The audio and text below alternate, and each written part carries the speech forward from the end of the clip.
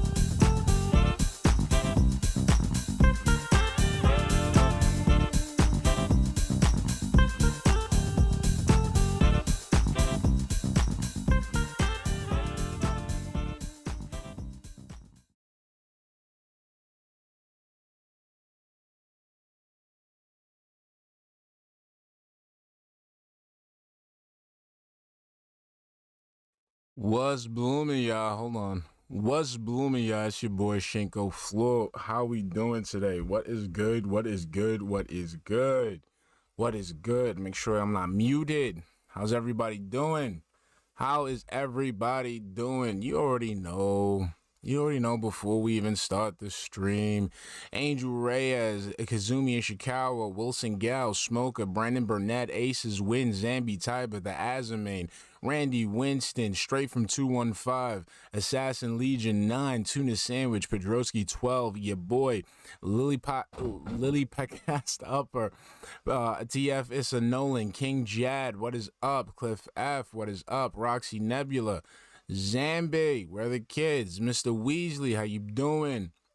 Wonder Pockets, what's up, baby? Big ups on that profile pic. Big ups to Coheed and Cambria. All right, Six Xeon is in the house. Yes, that's what I'm talking about. Where we going? Where we going? Luna K's. Oh, no, Luna Kaze. How you doing? What's up? SSTV DDDD. What is up? Navy Nathane Charlotte. Amar Vance. Rodrigue. Gasai. Cliff F. Jazzy Man. Vib Ribbit. Obi A1 Kenobi DIA Special Agent 420. Guy with two names. What's up? CG White CS. Aqua Saber 675. 15 years of slander. Magnificent Walrus. Joshua Robinson. Almighty Bree. What is up? How y'all doing today? How y'all doing?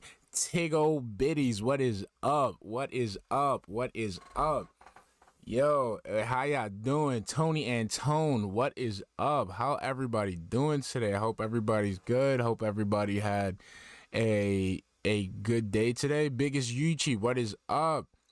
Okay, Spider Hollow, what is up, baby? What is up? Just to all my people in the UK. I know it's probably like 3 o'clock in the morning or something over there. Big ups. I hope you're having a good evening and shit. You know what I mean? You know what I mean? Maya Stubbs, how you doing? Christina Vanderwalker, what's up, baby? What's up? Rezar1, Marthanea, how y'all doing today? Welcome. The Adja Man, what is up? How y'all doing, man? Perk Cobain, baby. What is up, man? Y'all know what we here for today. Today we are here to make fun of Phil and once again to make fun of one of his dumbass pre-streams. You know what I'm saying? I'm fried. King Jad had too much to drink. Hey, Slurms 19, what's up, baby? What's up? So, all right. As long as you live in Marthanea, as long as you live in, that's what we need today. Subject 117M. What is up? Sudden Fool. All right. Oh, you got a biology assignment? You listening to me? Oh no, I'm very distracting. How can you? Oh man, how can you focus? Listen to me ramble and cut off, the mic cut off and stuff like that. That's gotta be distracting. But thank you for having me on standby. Thank you for all y'all who listen to me while y'all do other shit. Can we discuss sports in your chat? I mean, you can discuss whatever the fuck you want. I really don't care. That's not up to me. It's a free fucking country. I don't give a shit. Like I just, the only thing I say, like, I only have the agent proper rule. That's it. Don't talk about no gay ops. If you're gonna do it, just do it. Let me know about it on Twitter, something like that. But don't talk about it here, cause that's just I'm we here to just point and laugh. Crimson, what's up, baby? What's up? Pyroclastic, what is up? Oh my God! Now I wish I was drinking gin. I'd have drank some gin. I'll be, woo. Renal Ryan, what's up? I'm sorry, I can't do that. I can't sit there and tell people, like, how the fuck you gonna tell people not to fucking talk? Like that floors me when he does that shit. Like, can we not talk? Like, dude, you're not putting on an entertaining stream. What the fuck do you expect your audience to do? Like, what do you expect your audience to do when your shit is boring? You literally want them to just not enjoy themselves? You want them to not, discuss shit in the chat? Like, what is wrong with you? You know what I'm saying? But y'all know why you're here. So let's just get into it, all right? So just to let you know, there might be some freezing or something like that because there was an issue with the screen recording. I uploaded it, but I don't know if it's like working or not. Silent Weapons 3, Empress Lagertha, Maya Stubbs, what's up, baby? What's up? It's crazy. Why's the Glaze gang not focused on the gang? We're having fun. J Cash 847, what's up, baby? John F, what's up, baby? All right, let's get into it, because you know he goes to his little housekeeping. I would imagine if I was Derek, that'd be that's weird. So let's get into it. Alrighty, good morning everyone, and welcome to the Prestream Nisu podcast. Kitsune, what's up, baby? To my final Prestream podcast. So that's me checking to make sure that everything's fucking working. After a lengthy, eventful, and fun streaming week, all over my fucking leg. Let's continue. Today is finally time to say goodbye. Forever. Paul J. Brazel, thank you for the Paul J. Brazel Jr., thank you for the $2 super chat. Oh man, the Skyrim sold this afternoon. Mwah. Goodbye. Big Bar Skeleton, what's up, baby? Kami no Shapad. Nah, you just in time, baby. Just in time. What's going on? Good morning. Old good Bean, what's up, How's baby? everyone today? Today is Sunday, the 23rd of January, 2022. And I welcome you all here to a full streaming day of fun. Today should be a great streaming day with what we've got on the agenda. And it is my final consecutive streaming day of the week after 6 straight days of streaming. Also, next week, it's looking like it's going to be more of the same. Probably Julio Garcia, what's up, baby? Dragon Slayer Productions, what's up? Week, we'll see. Play it by ear, but that's kind of what we're going for right now. But it's been a really good week. Let me tell you guys. Overall, had a great amount of fun here. Continuing on with Skyrim, trying out a few new things with games like Rainbow Six Extraction and Sniper Elite 4. Carrying on with endgame content, or I should even say post-game content, for games such as Lost Judgment and Resident Evil 4. Having my weekly session of Street Fighter, which went pretty well this week. And of course, Halo, which so far, my first session this week was really good. Okay? Jonathan Stone, what's up, baby? It's been a really, really good variety of content this week. I really enjoyed myself. Thank all of you who've been here live on the streams all week long. And of course, thanks to those of you who watch this on demand as well. I really do appreciate everyone checking out the content. Now, we're about to head into February. We're very, very close. You may not realize this. We're only 11 days away. 11 days away? I think we're only 11 days away from Dying Light 2. What I need to do, I need to actually, next week, when I come back on Tuesday, all right, a major section of the Prestream podcast is that I'm going to go through the game release schedule, all right? I'm going to sit down and go through all the releases, outline them by date, and we're going to go through this on Tuesday to know exactly what day every game comes out. Because February is a crazy month, and obviously I want to be... Bruh, you do that on Twitter already. Like, just play the fucking game. ...prepared for it. And right now I'm not. To be honest. Right now I'm not. Dragon Slayer Productions, anytime, baby. I've not updated my calendar or anything on my phone, in my head, anywhere. So I don't even know what's going on. It's been such a crazy time for games recently. And this month, even though there was no new releases, we were so busy with so many different things, right? Skyrim and Resident Evil 4 and Grand Theft Auto 3 and all this fun Game Pass stuff that we've been checking. Dank Edits, what's up, baby? So.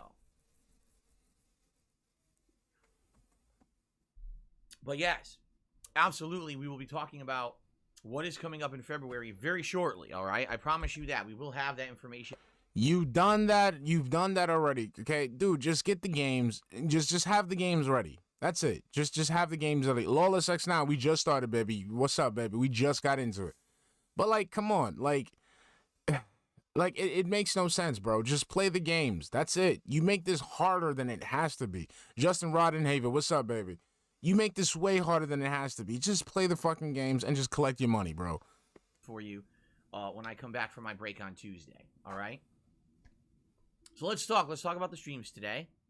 Then let's talk about some fun interaction you guys get to do over the next day when I'm off. Because, ladies and gentlemen, it is... the only streamer in fucking history to give his fucking viewers homework. I swear. Very true that you guys have the power.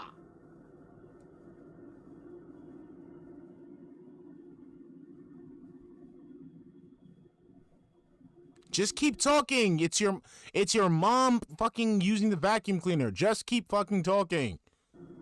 You guys have the power To vote. Yes, that's loud. You guys have the power to What's vote. up, Star Martin on EBFG? What's what you up, would like baby? to see Alpha me Ponte, do what's up, when I come baby? back from break. Okay? Yes, you do. So let's talk. First of all, today. What are the streams today? You First stream is Skyrim Anniversary Edition. Hooray!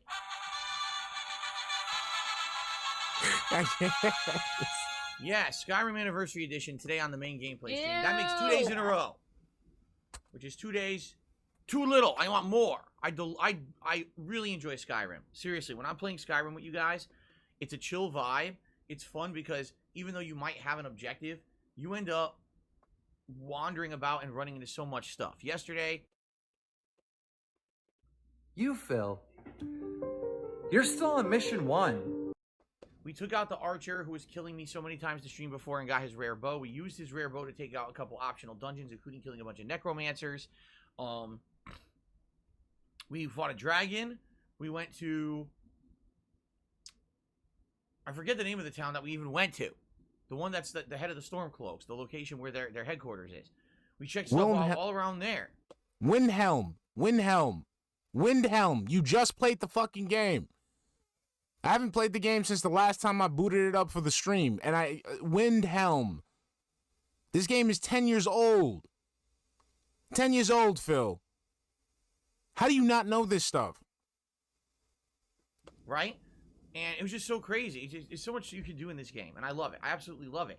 And you guys help me because you guys talk with me during the playthrough, and you say, hey, maybe you should try this. You could do this. Hey, did you know about this quest? Did you know about this item? Did you know about this aspect of the game? But why do they have to tell you this if you played this game already? And the thing is, this isn't the type of game that you want to be handheld. This is the type of game where you just walk around and just explore. That's the fun part about Skyrim, Phil. You don't have to actually do specific shit. You just walk, you're an adventurer. You just walk around, and have adventures. King Bean 904, what's up, baby? Who plays Skyrim being handheld? That ruins the whole sense of adventure. Dude, you're a fucking wanderer who's the, Mary Sue of the fucking story. You can do whatever the fuck you want. Why do you have to where do I go? Just walk someplace and fucking have the adventure.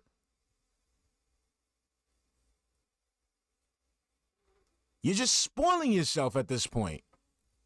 You're spoiling yourself because now the game isn't even fun because there's no sense of excitement, no sense of challenge because it's been ruined because you're asking people what happens next. No, Zambi type. I'm not holding your creepy spider hand. It might be Luna Guardian with his teeth fucked up. Having fucked up teeth, that does lead to a lot of mental issues and stuff like that. And the man doesn't take care of his teeth, so I wouldn't put that past him. But it's like for you to ask people to hold your hand during games.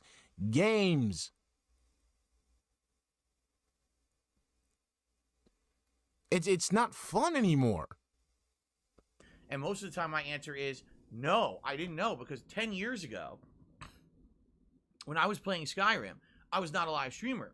I didn't have a live audience to interact with back then, so I didn't have people to tell me about all the ins and outs of the game. You didn't need people to do that. It's an adventure game. Fiona, what's up, baby? It's an adventure game. So if it's an adventure game, just have the adventure. Stop having people laid out for you. Kind of learned on the fly. Now, I did own the strategy guide. I remember buying the strategy guide many years ago, and I kind of used... What kind of fucking lame-ass buys a strategy guide? Dude, the last time I bought a strategy guide legitimately was what, 2002, 2003 for Tales of Symphonia, because this was pre-internet, and I didn't have, not pre-internet, but this was pre, the age of information where you could just look up everything. And I need to find out how to get to this, fucking, through this puzzle. Because you're like in this desert hideout and you have to go through these different lights. And I didn't know the pattern of the lights. So I just I bought a guide, just for that. I didn't know about that, Lol 69. Like if you knew about like my like technological prowess as a kid growing up, like dude, I was like fucking like bro, I think I was like using a Mac 2 or some shit. Like that was the first computer I ever had. It was like a Mac 2 at fucking what, 10 years old and shit. Like that, I wasn't really that good with computers. I didn't know how to navigate computers, which fucking pisses me off every time I hear this dude talk about he doesn't know shit. Like how he doesn't know shit about computers. That shit pisses me off, dude. Like, nobody uses strategy guides anymore, Phil. That as a guide to figure out what I wanted to do. But at the same time, it's very different having a live interactive audience to chat with and enjoy the game with than it is reading a fucking book over here to try to figure shit out. You know what I'm saying? It's the same shit. Instead of you reading a fucking book, you're fucking talking to your chat. And again, it's not fucking interactive because you're not doing it in a social aspect. You're doing it just to beat the game. You're doing it because you're not enjoying the game and you want to get it finished. I'm really enjoying this playthrough. And in a little bit, I should say, I'm sad that this playthrough will be going on hold for a bit. Or I guess the way I can more properly say is it's going to kind of go on the back burner. It doesn't mean that I'm not going to play it at all. But it basically means that it will not be the featured playthrough. Maybe I'll play it once or twice a week as a night stream.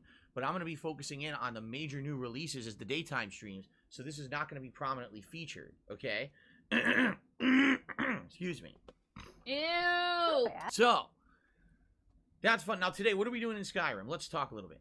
So yesterday, after doing all that stuff in the eastern part of the map. Now Victorinox guns out. You're just in time, baby. That what I should do is I should head north.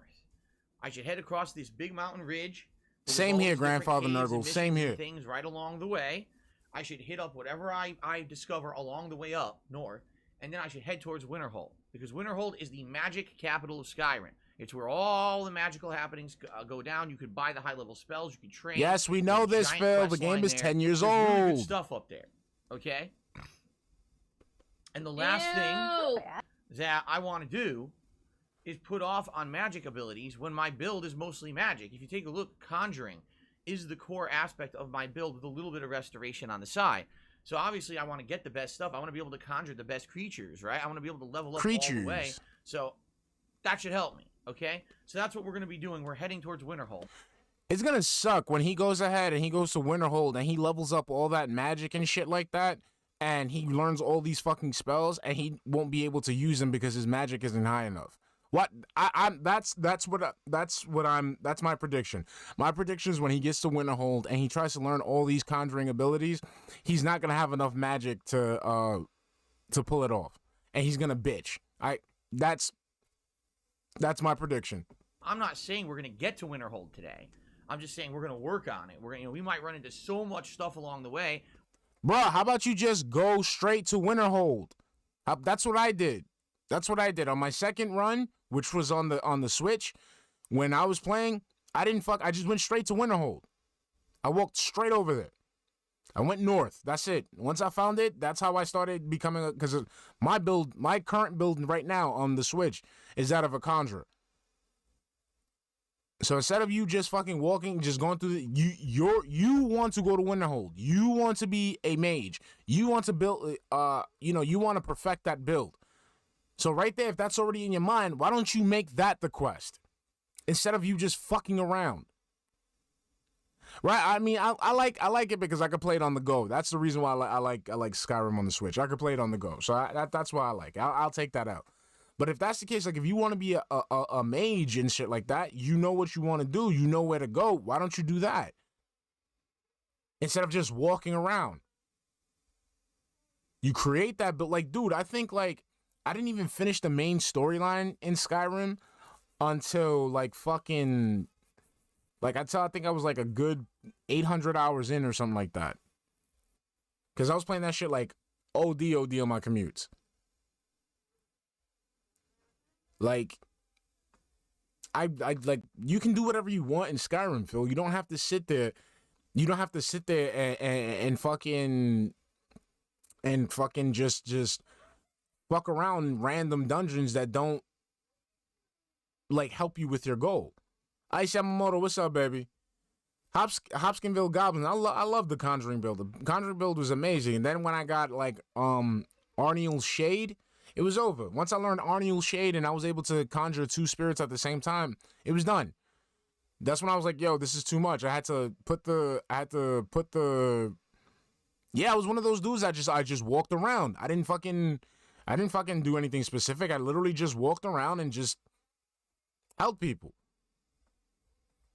Like, yeah, like it's crazy. I didn't even do everything yet though, Uber out. There's so much shit that I have not done in Skyrim. It's just like, it's nuts. It's just me just walking around, walking around, because the main thing I wanted to do is I wanted to get my conjuring build up there. So what I did was all I did was just go ahead and build it, and then I went ahead and did everything afterwards. It's not that hard. Like, why is he making it such a fucking issue? Michael Kranikowski, Pharaoh Synonymous, what's up, baby? You never even get there. And technically, that's what tends to happen when you play Skyrim, is that there's so much content along the way of what you're trying to do, you never get to what you were trying to do. But it's all fine. It's all good. Okay? Now, it's funny, because we're heading north into these wintry, cloudy, snowy areas. The visibility is low. Phil, why do you have to, like, pad this out? Like, yesterday's, like, daily rap. Like, bro, you're literally describing something we can go see. This is boring. I am a fan. Let's say I'm a fan of yours. I just saw the gameplay. I already know what the fuck happened. Why are you repeating this over and over? And I'm looking outside right now, and I'm not kidding you. Outside of my house, it looks like a bowl of milk. It looks like Silent Hill. It looks like pea soup, as they say. Thick as pea soup. The fog out there is crazy. We had crazy fog yesterday, and the fog is ridiculous today. It got even worse. I don't know what caused it, but my God, the fog out there is insane. I'm glad I'm actually not out driving today. Tomorrow's my day off where I have to drive around and do a lot of shit. I hope that the fog dissipates for tomorrow. So, Ew. good stuff today in Skyrim. I'm very much looking forward to an open world chill stream. Now, today, if that's what you're excited for, oh man, I cannot wait. Phil's gonna have so much fun in Skyrim. Please give this stream a like. By liking my live streams, you give them visibility. I'm doing a podcast right now for about an hour. If we get a ton of likes by the time this podcast is done, then when I actually go for gameplay, a lot of people may be searching on YouTube, say, oh, I want to watch someone play Skyrim. Oh, here it is, Skyrim Anniversary Edition, darksydephil. Boom. And then they're going to go ahead and see his fucking shitty-ass streams, and one of 2 things is going to happen. Either one, this guy sucks, I'm not going to watch him ever again, or number 2, I'm going to make fun of him, and boom, a new detractor is born. There you go. That's how you get new detractors, DSP, because you sit there and you lie.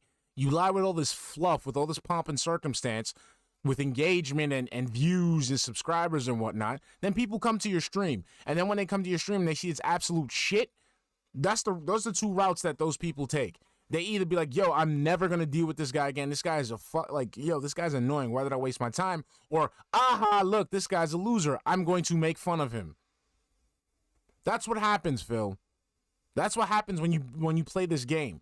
That's how we get more exposure on YouTube, and other people say, hey, I've been finding Phil's content via just searching on YouTube or getting a recommended video of it, and that's a good thing, okay?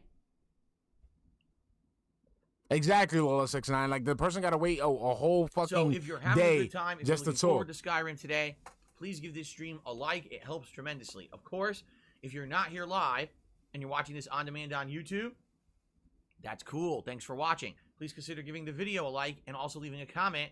That stuff also helps. And You, Phil. You're still on mission 1. I'm not kidding you. If we could get 1/3 of the people who watch my content to like and leave comments on it, this channel would actually be propelled in popularity in YouTube search and related videos. But it's still shit. Like, you're not going to, like, Phil, I feel like, I repeat, like, a lot of these streams, I repeat the same shit over and over and over and over and over. I do understand that. But the thing is like, I don't know where else to go. I don't know what else to say. Because, dude, once you get to that point, like, you're not understanding, Phil. Unlike your more successful counterparts, they don't do what, it's not like they make that amount of money. They don't have that success doing the exact same lazy shit you do. Okay? They don't sit there and fucking like put everything on, they don't put everything on everything else, meaning they don't put everything on their production teams. They don't put everything on their editors. They have input. They put an effort to make their streams look better, you know, like in a better quality, so they get more value out of consuming that person's time. You don't do that. You don't do that at all. So when when everybody does do the work for you, when you get there to that point, you're going to have to stay there. And you're not going to stay there doing the same shit that you did with the Homefront video. Again, that shit, every time I bring that shit up, that shit pisses me off. Because you had an opportunity, you fucked it up, and you ain't even clap no cheeks out of it.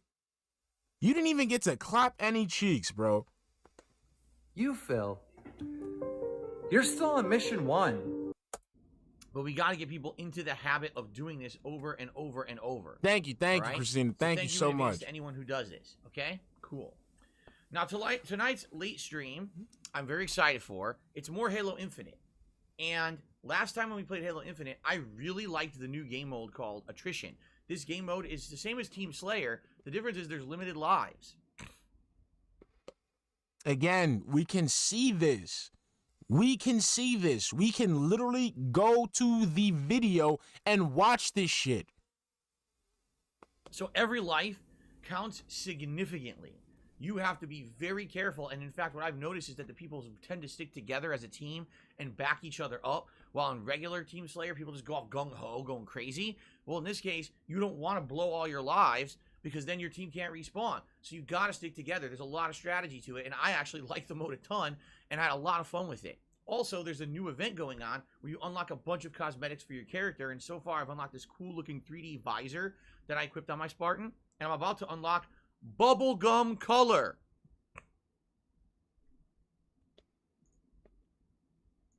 Oops. Bubblegum color. Ew. Who doesn't want bubblegum color for their Spartan? That's what I thought. Ew. I do. I want to look like an asshole. So I cannot wait to play tonight and hopefully unlock the bubblegum You see- and go even further. Hold on, All right? hold on.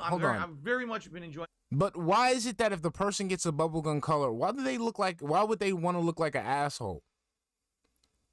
Like, why would you consider that person an asshole because they get a bubblegum color? This is why they call you the fucking king of hate, okay? This is why people fuck with you, Phil, because you come out the bat with venom. Like, dude, there's like, I want to look like an asshole. Why would you consider someone who had pink armor an asshole? Why does that come off your head off the top? Why does that come off the top of your head? Why is that the first thing that comes to your fucking mind? Oh, pink color, you know, it's not for me. I don't like, even if you made a joke about it, that's fine. But seriously, yeah, I want to look like an asshole. Like, come on, bro. Halo Infinite multiplayer recently. Hope you guys will join me for that later tonight, 6:45 p.m. Pacific time. If you want to see some chaotic, but also tense, suspenseful, action-packed fun, where I kick some butt and also get my butt spanked. Both happen usually. So awesome. So that's today's streams. Okay. Oh yeah, it's a lot of gamer shit. Here's where you guys come in, because I'm off from streaming tomorrow. And by the way, whatever you guys do tomorrow, please be safe.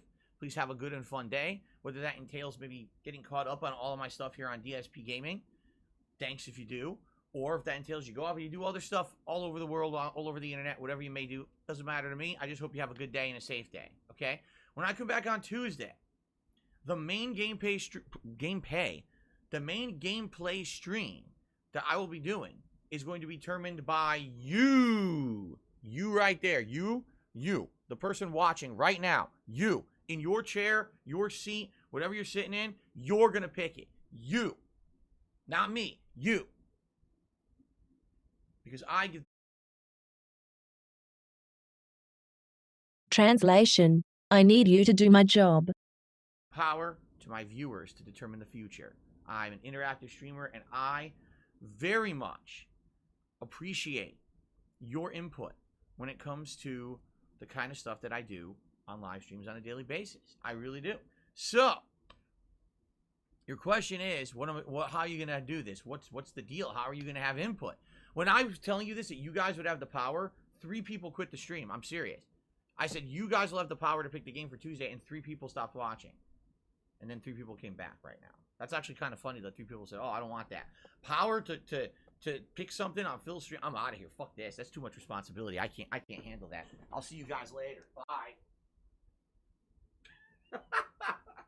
Most people revel in that power. Like, oh, wow, that's cool. There's a streamer and I get to pick what he plays. That's really sweet. Some people just can't handle it, man. But anyway, so here's the deal. Here's what we're going to do.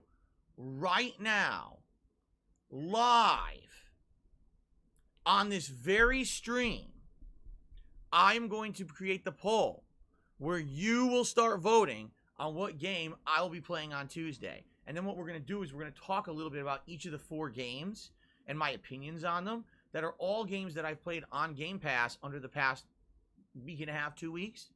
So this is going to be a pretty sweet segment, all right? So let's do it right now. We'll do it live. Fuck it. Translation. I'm a lazy cunt, so I'm going to stall. That's an old meme. Okay, so here we go. On my nicely functional laptop, which let me tell you guys, I've gotten so much good use out of this thing. Wayne Weeks, thanks for the $5 super chat. Thank you so very much to the viewer who Please donated don't this spoil the laptop, end of so Skyrim. can I haven't actually played do it shit yet. like this, and not sit here with a laptop that doesn't work, that I had for like 10 years. Okay, so here we go. I'm going to put up a poll right now. 4 options. Attention all. Which of these 4 games would you like to see as the main gameplay stream when I return from break on Tuesday, January 25th at 10:45 a.m. PST? Good luck. All right, here we go. Here are the 4 options. You guys ready? Option number 1, Sniper. Oh, shit. I spelled that wrong. Sniper Elite 4. Yes, Option number Obi-Wan. 2, Yes, I am. Yes, I Fish. am. OBA1. Option number 3, Quake. Option number 4, The Forgotten City. Post. It has been posted. So, where can you find this poll? Right now, on the main channel page of DSP Gaming, right here on YouTube, under the community tab, that is posted. Boom. Oh, wait. Are you saying that same place that you didn't know existed yesterday when you were trying to make it seem like you didn't know how to communicate to your fans? Oh, so all of a sudden you know how to communicate with your fans all of a sudden? We're just retconning that shit yesterday? The way you act like you didn't know how to reach out to your members, but now all of a sudden you know how to talk to your members directly, right? Fucking, like, oh my God, you lying piece of shit. You lying piece of shit. Boom. Live. Boom.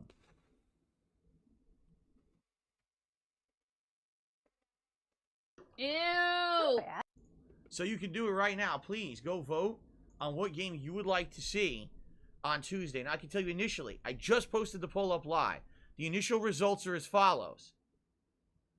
We have, wow, 16 votes within like 20 seconds. It's a triple tie between... Bro, you seriously gonna just fucking read the... like, that's how you're gonna waste your pre-stream podcast time, Bill. You're gonna waste your... and then you wonder why your counterparts make more money than you. You wonder why your competition blows you out of the water when it comes to this content creation shit. What is this?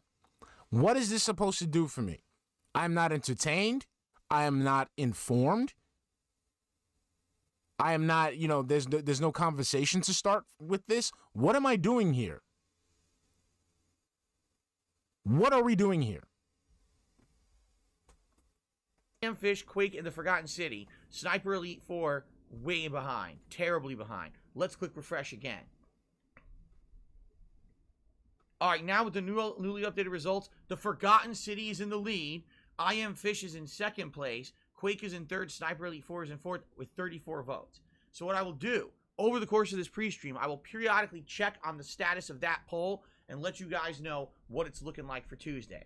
Now, by the way, I just posted the poll. Chances are the results of that poll are going to change dramatically over the course of the next day or two Keep in mind, I'm not going to be here tomorrow. It'll be a whole 48 hours for you guys will have to vote to determine what game I actually play on Tuesday, okay? So that's a lot of time. And by the way, what I've noticed, this is really, really good. I'm very pleased with this. What I've noticed is when I post up a poll on my main channel page on DSP Gaming, that, you know, that community tab, usually the results within a day is anywhere from 1,000 to 1,500 votes. That's a lot. That means that's a lot of people who are engaged with just, look, being on DSP Gaming and interacting. Like, that's a ton, really. That's a lot of people, because if you take a look at how many people attend my streams, how many? 200 to 300, sometimes 400. For a new release, maybe a little more than that. On-demand videos on YouTube vary greatly. It depends on the playthrough and the timing. But to have within 24 hours 1,000 people actually weigh in on something is really cool. So please vote if you have not. And I mean, say vote you have not. The poll just went live. Of course you haven't. There's only 34 people who had. All right. So that's pretty awesome. And please vote, and vote some more. I'll check on that in a little bit. Now let's talk about each of the 4 games that are eligible for coming up this week. Okay. First of all, Sniper Elite 4. I had not played a Sniper Elite game in quite some time. I played Sniper Elite 2 way back when on my PC, way before I was even doing direct capture. Okay, it was a long time ago. I loved Sniper Elite 2, even though it had some tedious things that were annoying. Overall, the game was great with its X-ray executions. But that game was very linear, and what I mean by that is the maps were basically like a street or an open area in the middle of 2 buildings. And it was your job to get from point A to point B, sometimes killing specific targets or blowing up certain things. It was fun, but it was very, very... Already. How can I say? Twice, Stan, thanks for the $5 super chat. But not a ton. Thanks for the in-depth analysis yesterday. It feels lies. Have a coffee/tea/drink on me. Thank you, sweetie. I'm a little parched. Basically, hold on a second. Just like Philly boy over here. Also changed the location. I forget exactly where it was, but it was more, if you remember, it was more like desert-like. And basically there were boss fights. I remember you had to fight a tank at one point in the game. And I don't know. Sniper Elite 3, it was one of the first games I actually played when I moved out here to Washington 8 years ago. And I remember being excited for it and then playing it and not really liking it. After playing it like a couple times, I was like, man, this game isn't as good as Sniper Elite 2. They changed the formula up. And I really don't really like it that much. So now, in 2017, Sniper... I find that really fucking weird that you were able to play a game, an obscure game like Sniper Elite, and you remember the gameplay of it. You remember how linear it was, but you don't know where the fuck to go in Skyrim.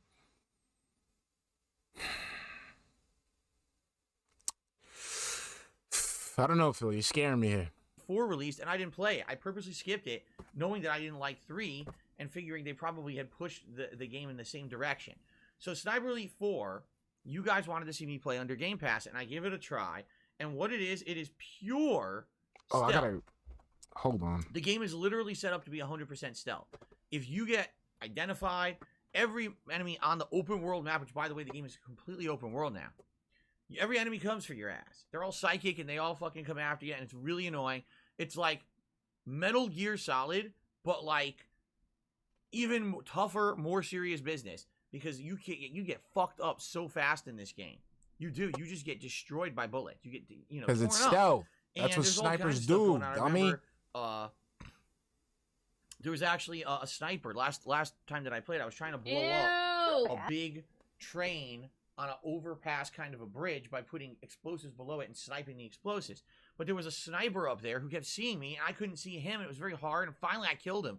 But it took a while. I mean, this game is tedious, just to be honest with you. It's tedious because it's difficult, because it's pure stealth.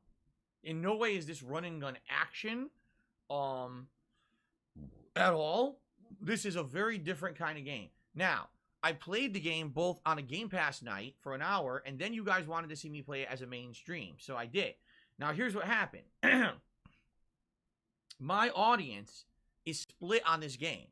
Half of the audience likes the game and thinks that it's something intriguing and challenging and fun, and they want to see me continue with the playthrough after 4 hours of playing it. The other half of my audience is bored to tears, and when I streamed this as a main stream on Friday, I started off with almost 400 viewers, and by the end of the stream, I had less than 200. And it had nothing to do with me or anything. People were basically like, this game is just boring. We'll come back when you're playing something that's more exciting to us. you because you're the one that's playing the fucking game. You're the one that's putting in the actions for this person to create the gameplay. So it's you. You're the boring one. You're the one playing. Again, you can't just have everything work for you. You cannot have the game just making an entertaining stream for you. You have to do it. You have to be the one to do it. It's boring because you're playing it in a boring fashion. So this might be the case where this particular game is more fun to play than watch. That's what a lot of people say for certain styles and genres of game, and it seems like that just might be the case about Sniper Elite 4, okay? That's one game that's in the running for Tuesday. Number 2, I Am Fish. This is a game where you play a fish that ate the mutated living bread from the game I Am Bread. And because of that, the fish essentially becomes like self-aware and now wants to be broken free from its pet status and get to the ocean. And there's 4 different fish that this happens to. In the introduction segment, which I played a little over an hour, you play as a goldfish, okay? And there's 2 or 3 stages that I played where you're rolling around in fish bowls, and at one point you're in a mop bucket on wheels, all kinds of stuff, a jar, excuse me. And your goal is to get to the ocean. Well, I did get to the ocean. It was challenging, but it was pretty fun, although it was very actually difficult. That last part of the stage where you're in the jar, it's very hard to control. Because if you go left or right, the whole jar turns, and you're trying to go on these narrow planks and stuff and not fall off.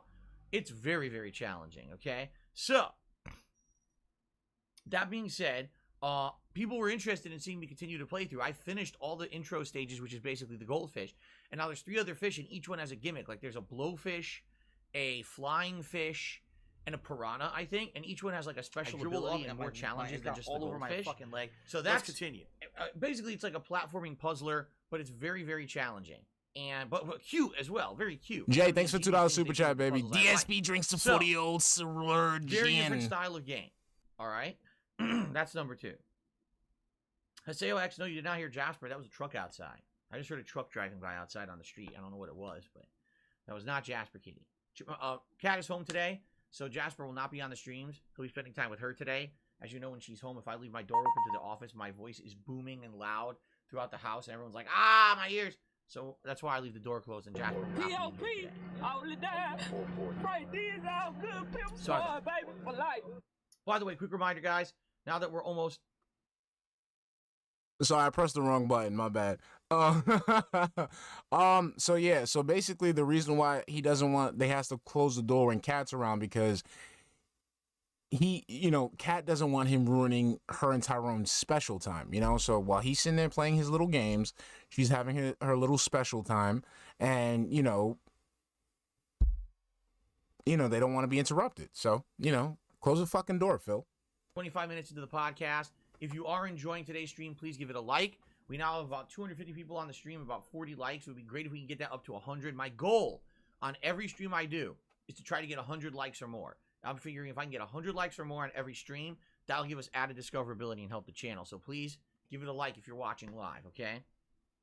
Thank you. Okay, so continuing on. Those are the 2 games that we had previously played. Now, what about the 2 new games from last night's Game Pass night? Let's talk a little bit about last night's Game Pass We can see it! So the first game I played We was can Quake. see it! That's right, the 1996 original. It was the follow-up game from id Yes, I Software can go after to they your made channel and Doom, see Doom it. 2, Ultimate Doom, and all those spin-offs of Doom. They wanted to do something different. So they made, essentially, the sequel to Doom called Quake. And what it is you're going through these levels that are kind of like hell. Wow, what a surprise. You're fighting hideous, deformed, demonic creatures. Wow, what a surprise. They're shooting you with ammo. They've got chainsaw and blade arms. They're lunging at you with bloodthirsty, tooth-filled mouths, right? So what do you do to them? You fucking shoot them in the face. You blow them away. You turn them into chunks. You do whatever you can to mulch those motherfuckers and to continue on. Now, unlike Doom, Quake does not have like a ridiculous amount of hidden walls and shit, but it does have a lot of hidden rooms. It's a little different. There's no button to like nudge every wall. It goes, like in Doom. Instead, it's a little bit more, if you can believe it, fast-paced than Doom. Yes, Quake is actually like Doom on steroids with the amount of enemies they throw at you and the amount of challenges that are in the game. I mean, I played the game for an hour last night. 1 hour. And within that hour, there's probably like 7 instances where a door opened up and I was a million enemies in front of me. Jay, thanks for the $2 super chat. At the 1,000 tips goal, DSP will take off his mask. Oh yeah, definitely, because that's when he's gonna get all fucking desperate and shit. He's gonna really need that money. Oh shit! Trying to fucking survive. It's crazy. It's absolutely crazy, but it's actually fun. Okay, it's a really good game. Fun. This version of Quake, what they did is they updated the graphics. The original game was quite pixelated on PC back in the day. They updated the graphics to not be pixelated. They're still blocky and not great, but the game is the best it's ever looked on the Xbox Series X. Oh my god, can you stop shilling for like 5 fucking seconds? Can you stop shilling for like 5 fucking seconds? It is an upscaled game. Jesus fucking Christ. They can find that shit on fucking PC, okay? Phil, I own an Xbox Series X. I love my Xbox Series X. I do not suck it off as hard as you do, okay? Now, interestingly enough, okay, the game has a nail gun. All right. In fact, it has 2 versions of a nail gun, a regular and then like an full auto nail gun. The boxes that the nail ammo are contained in have the letters NIN on it, which is kind of funny because it kind of reminds me of something. NIN. What does that sound like? Well, it sounds like Nine Inch Nails. You know, like the band. Because you may not be aware of this, the entire soundtrack of Quake 1 that is actually by 9 Inch Nails. They made every song in the game. They were tasked with doing this. They wanted to have this cool, you know, rock music tie-in with this high-octane, gory, action-filled shooter. And the soundtrack is good. It is. Like, I really like the soundtrack to Quake. I think that it's actually really, really good. That's the kind of music that I listened to in the 1990s, quite frankly. So it's right up my alley, okay? But, funny enough, listen to this, everyone. You ready? So, last night, and I had this fun stream, played through Quake for the hour, uploaded the video, and the video received something like 10 content ID matches.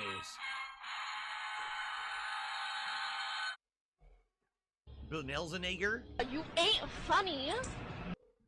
I'm not kidding you. Are you ready?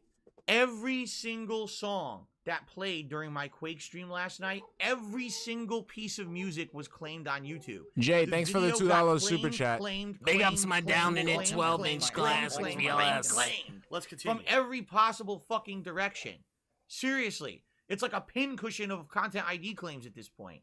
I was like, holy shit, I've never seen that in the 14 years that I've been doing content creation on YouTube, okay? And yet, you're going to keep coming back. I'm going to seal up all my cracks. You're going to keep coming back. Why? Because you keep smelling the syrup. I've seen a few claims maybe hit a video. Like Grand Theft Auto, which I just played, the Grand Theft Auto trilogy.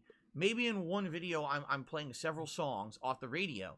And so they each get claimed, and now you get this weird directional cluster claim where every music company thinks they own rights to the Cat video. Gets and claimed from all directions too. To get money off the video. In this case, every single every single song is 9 Inch Nails, and every single song is claimed, so the video is like ultra claimed. Like, that video is owned by 9 Inch Nails, or whatever company owns their music. I will make nothing on that video, which, by the way, is not a huge deal. But I'm just saying, man, that was crazy. That it didn't get claimed once, it didn't get claimed twice. It's like, I'm not exaggerating, like 10 plus claims on the video because of all the different music that played during the course of that video. So, Ew. whew, now we know it's definitely a 9 Inch Nails soundtrack, okay? So anyway, it was very fun. I got through, I think, 4 stages, I want to say, either 4 or 5 different levels, because the levels are quite fast-paced in that game, and the game has ridiculous amounts of content. So each level, well, hold on. There's a main campaign. The main campaign has 4 worlds. Each world has multiple levels. There's like 5 or 6 or more levels. Let's make sure it doesn't so you're play talking out. Like 25 to 40 levels in the main game. Come on, then super there's chat. 3 DLC expansions included. There we go. So it's like, damn, that's a lot of fucking content in that game on Game Pass. If you like Store by Doom, EBFG, like thanks for Quake, following super that's chat. A ton of content Bill in is there. upset And he's being claimed by 9 Inch Nails and not claimed by 9 Inch BBC. Ooh, that's spicy. So, that's a game that's in the running for Tuesday, just so you guys know. And then last but not least, a game that I actually want to talk a little bit at length about here on the pre-stream because I was pleasantly 28 surprised with it minutes. yesterday. Okay? 28 minutes, and we have not gotten into anything worth talking about or any gameplay.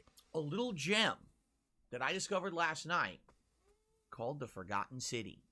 You might say, well, what is the Forgotten City? Did you forget about it? Did you go to a city and forget about it? It sounds kind of like Tomb Raider, right?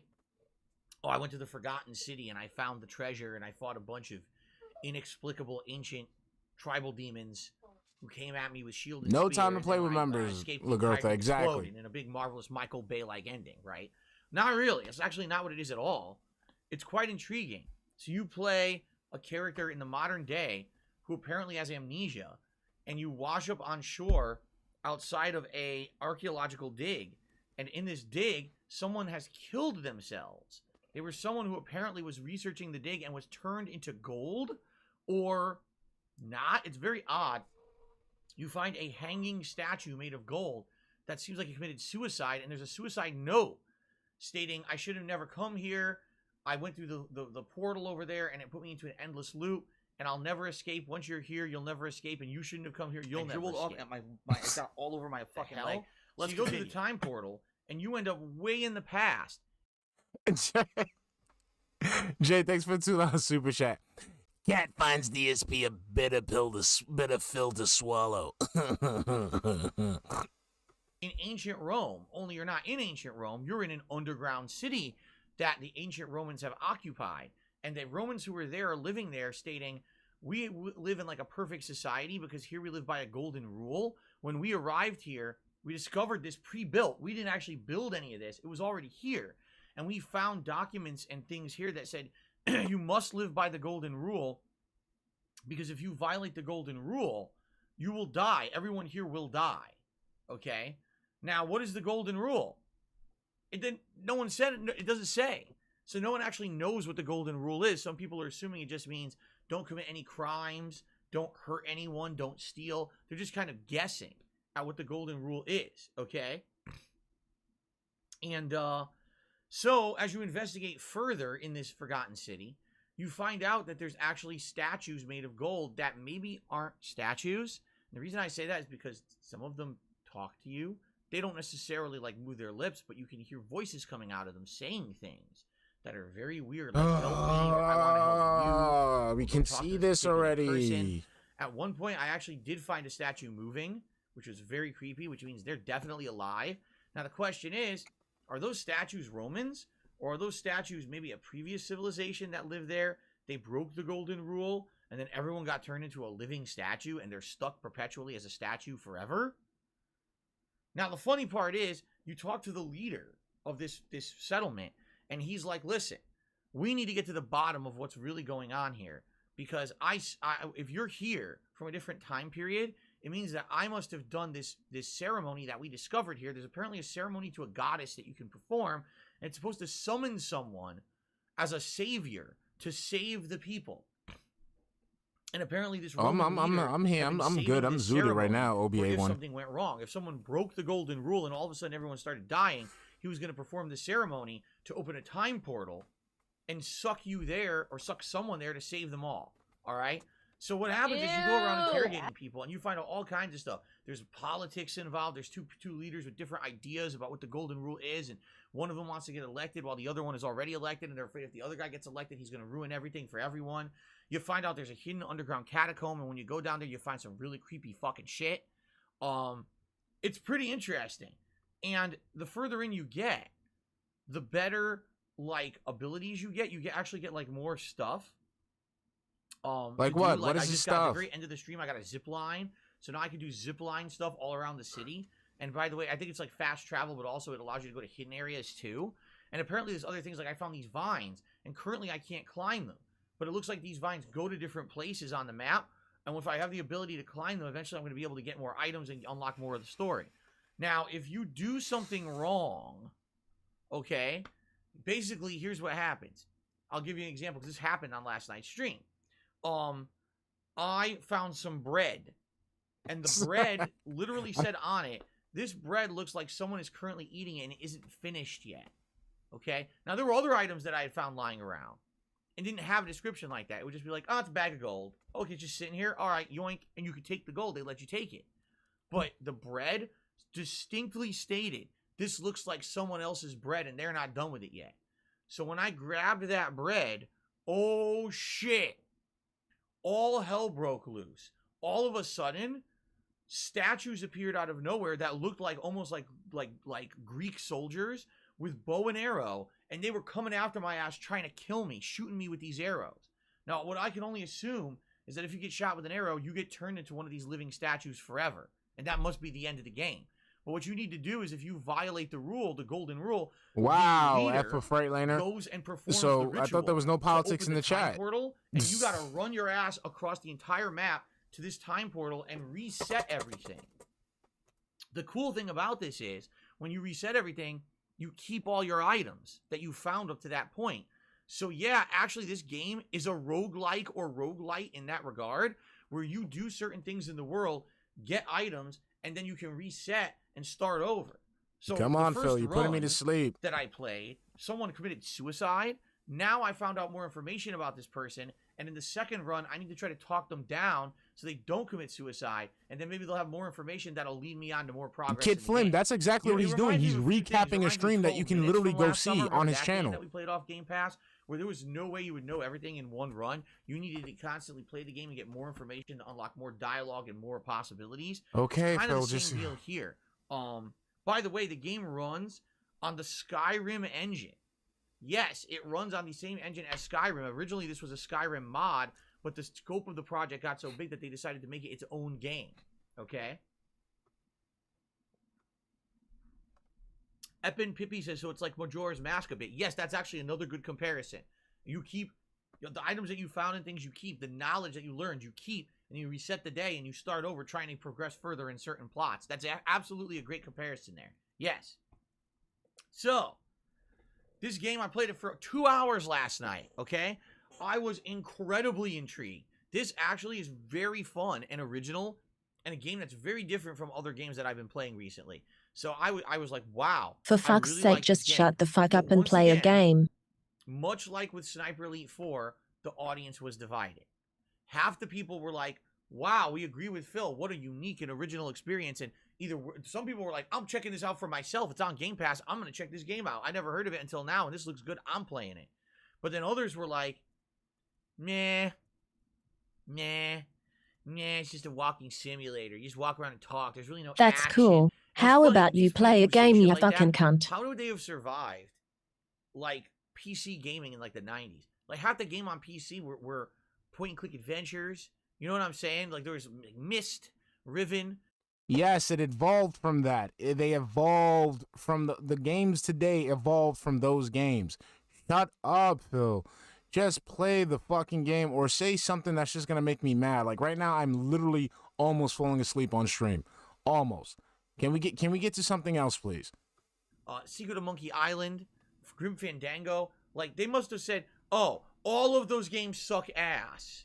They're all God-forbidding, terrible games. There's no constant action. It's like, if you just need constant action, seriously, you need to go see a doctor. Not everyone needs constant action in every single game. In fact, some people prefer games without so much action because they find them relaxing and entertaining and fun.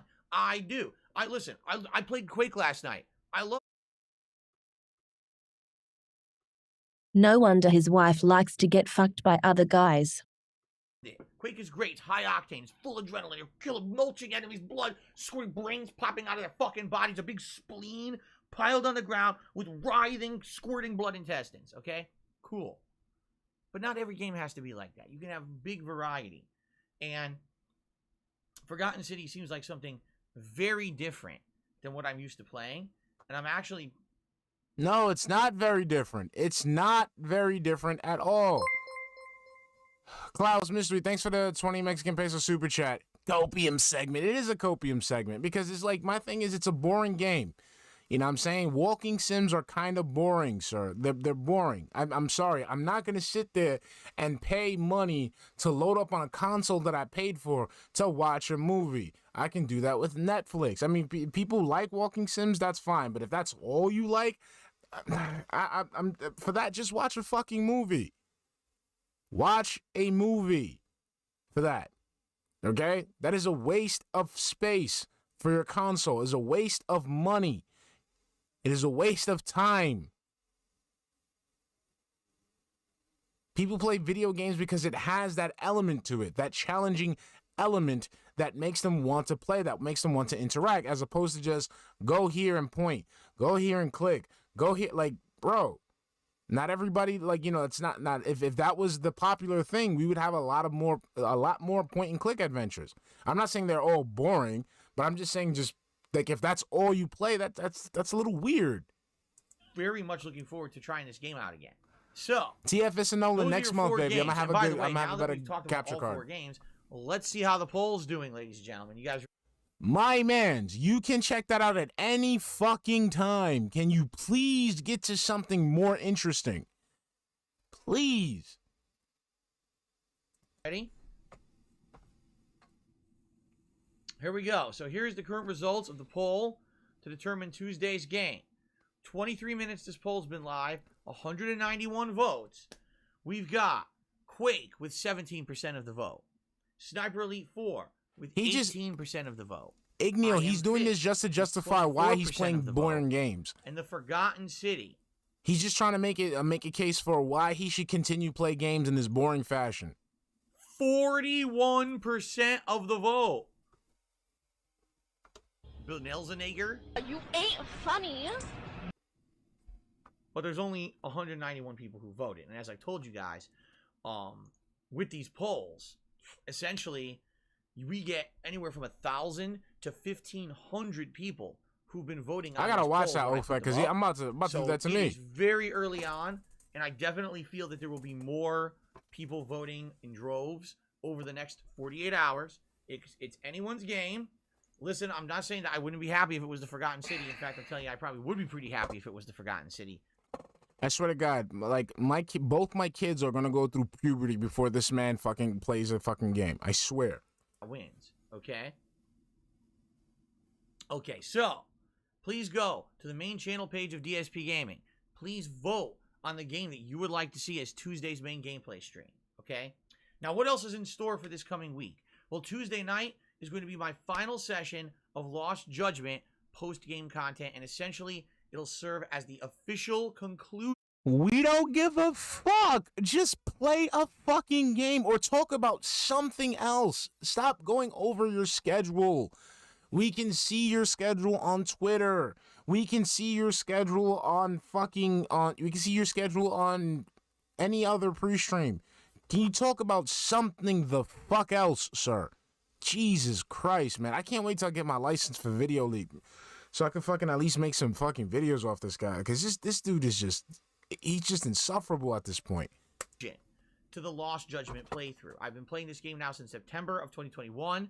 I beat the game several weeks ago, but I wanted to do post-game streams to finish up the content I didn't do. There's one major side quest left, which is the Ninja side quest.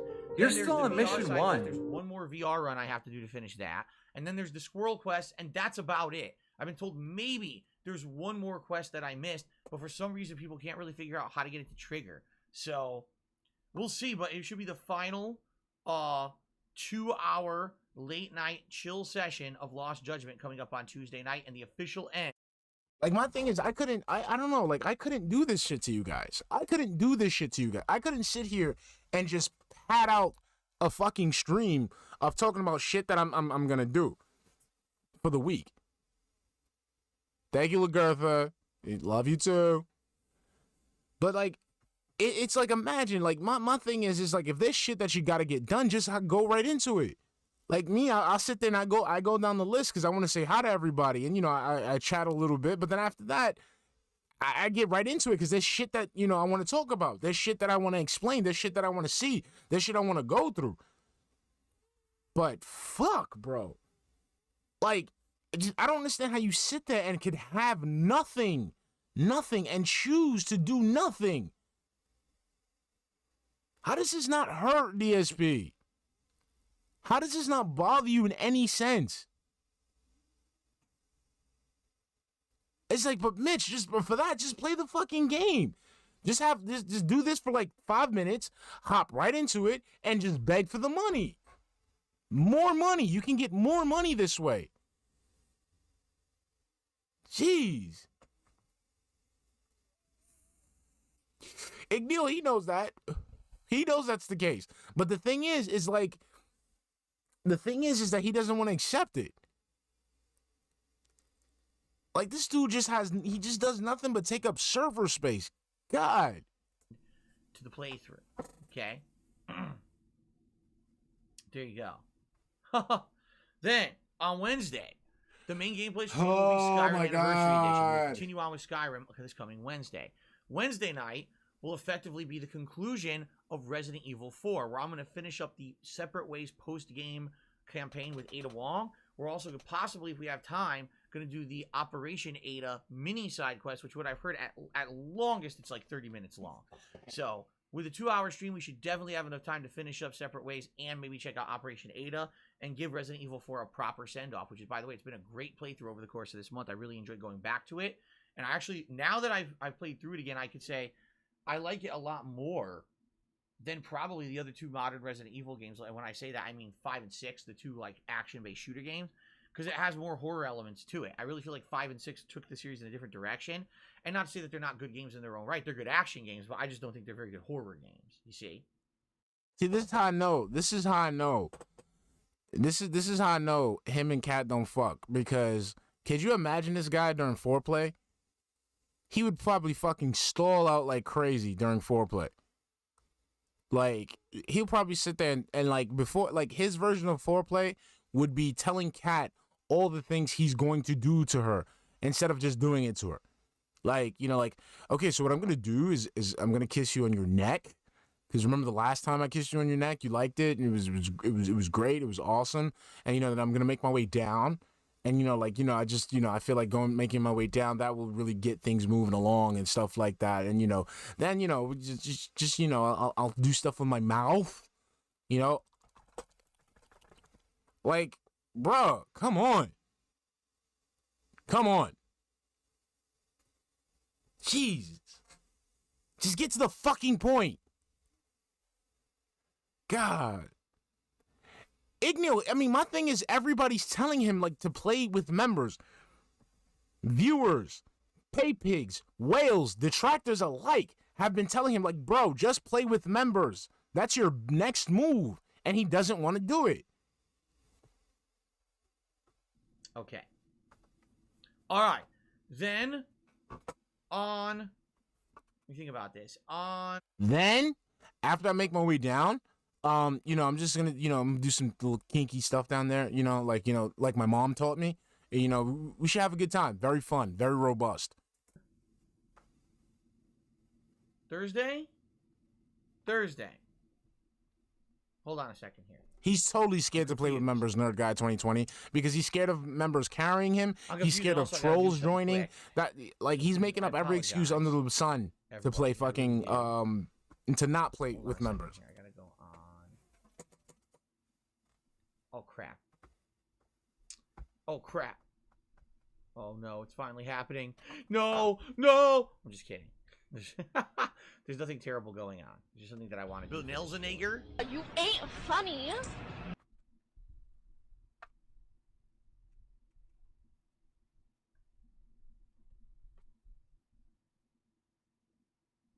I mean, my thing is, because Ignil, he has the delusion that he thinks he's going to continue doing this until he dies. That's the problem. He thinks he's going to be on YouTube until he dies. He doesn't think that YouTube is going to go through another policy change or management change or what have you and fucking fuck up his income. He thinks he's going to die with YouTube, just like he did with Machinima, just like he did with Twitch, just like he did with Sikorsky. Thursday, the main gameplay stream. Richard Jordan, what's up, baby? All right, can either be, it can either be more Skyrim, in which case it would be basically back-to-back Skyrim, okay? Back-to-back, like it Drake. could be on more of these Game Pass games. So let's say that whatever game you guys vote in for Tuesday, you guys really like, and you want to see more of it, we could do it again on Thursday, okay? Or what if we play a Game Pass game on Tuesday, and it's like, meh, it didn't really work out that well. then why don't we do a different game for Thursday? I So do we'll love do that another my- poll, my- and you got guys can all over vote my in what the fucking main leg. game will be on Let's Thursday, continue. right? I'm not sure what I want to do. All right, but Lola69, thank you for $2 super chat. Also wants to be able to insult members. You know my Philly. He has that superiority complex. He has to make sure he's the best at everything. So he wants to make sure that, he can say whatever the fuck he wants without, any repercussions, from his little hug box, his little safe space. You know what I'm saying? cool that I have this flexibility this last week of January to kind of do whatever I want. All right. So definitely Skyrim on Wednesday, and it'll either be Klaus more Mystery, Skyrim thanks on for Thursday, or the we'll do 20 another Mexican Game Pass pesos thing. super chat. And then Thursday night will be my next Thursday night session of Halo Infinite multiplayer. Okay. Then on Friday we have our actual first major high-profile new release of 2022. Yes, I know Rainbow Six Extraction came out. I don't consider that a high-profile new release. I consider that just kind of a leftover, forgotten game that if you want to do co-op with your friends, go ahead. But it's not a big deal, you see. But Pokémon Legends Arceus, okay? The new Pokemon game that is implementing all new gameplay mechanics. All new exploration gameplay mechanics. All kinds of fun new stuff. All kinds of fun new Comes stuff. out on Friday. Now, by the way, warning to all of you, from my knowledge, somehow this game has leaked. Someone got advanced copies of it early and apparently is posting up information and spoilers about the game all over the internet. That's what I was told yesterday. So just to forewarn any of you who are interested in the new Pokemon game, be careful because apparently it's being spoiled everywhere. I personally don't look at it on any YouTube videos. Don't look at anything else. Just come to my stream. Come to my stream. Pay attention to me.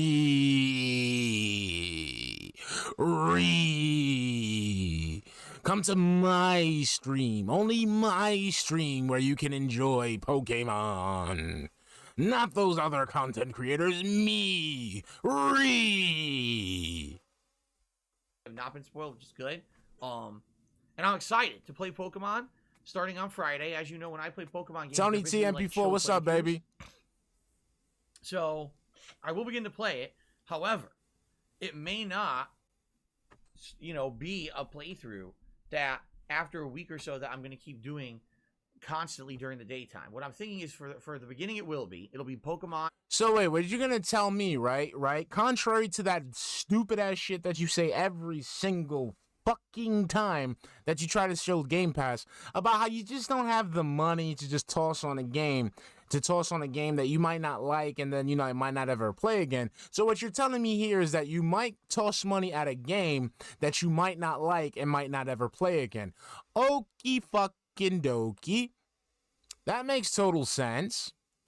That makes total sense, investing in a game that you're not sure that's going to be a main playthrough or a big money bringer.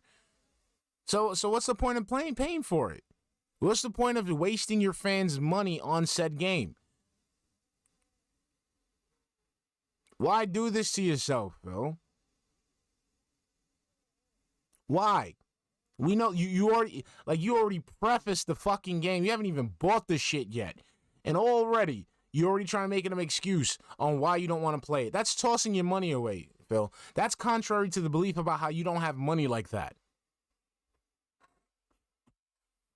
Because if I was in your situation and I was using this to, pay for my lifestyle, to pay my bills, to basically pay for this shit to live, I would go ahead and make investments that are that much more secure.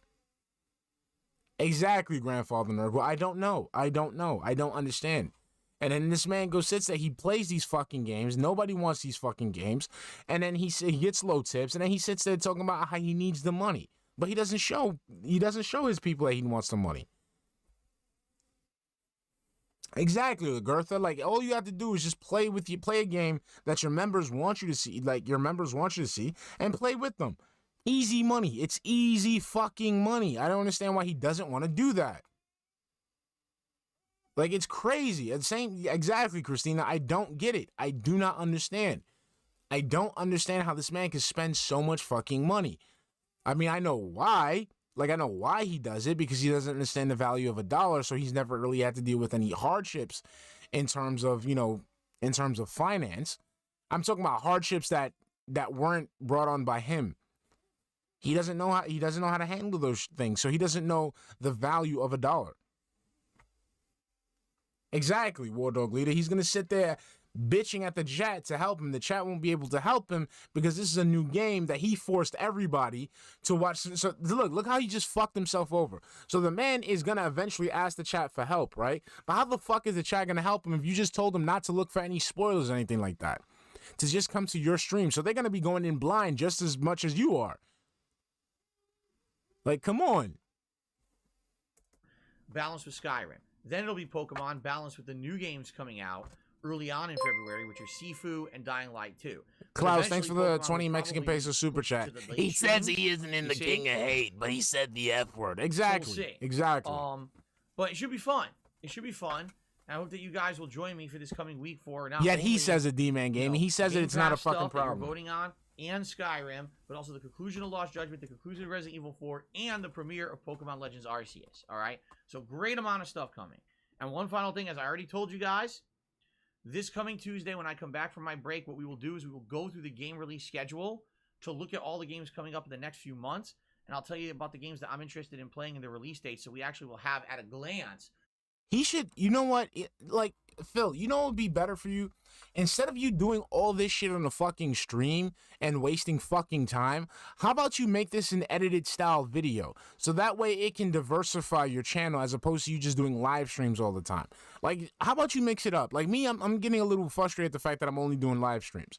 Okay, and only because I just haven't, I haven't gotten around to like getting that license for Video Leap. But I'm gonna get it so I can make more edited videos. But why don't you take these schedules and make them into something fun? Make them into something entertaining, so that way it can justify you taking up YouTube server space, so it can bring more people to your channel, and so people could be more interested in the upcoming games that are coming, that you're gonna play. Okay? How about you do that instead of you just sitting here wasting 45 fucking minutes? Guys, 45 fucking minutes of nothing. Nothing. He could have put that into the easy 5-minute video that I got him like 1,000 views, so much ad revenue. But no, he wants to sit there and just talk about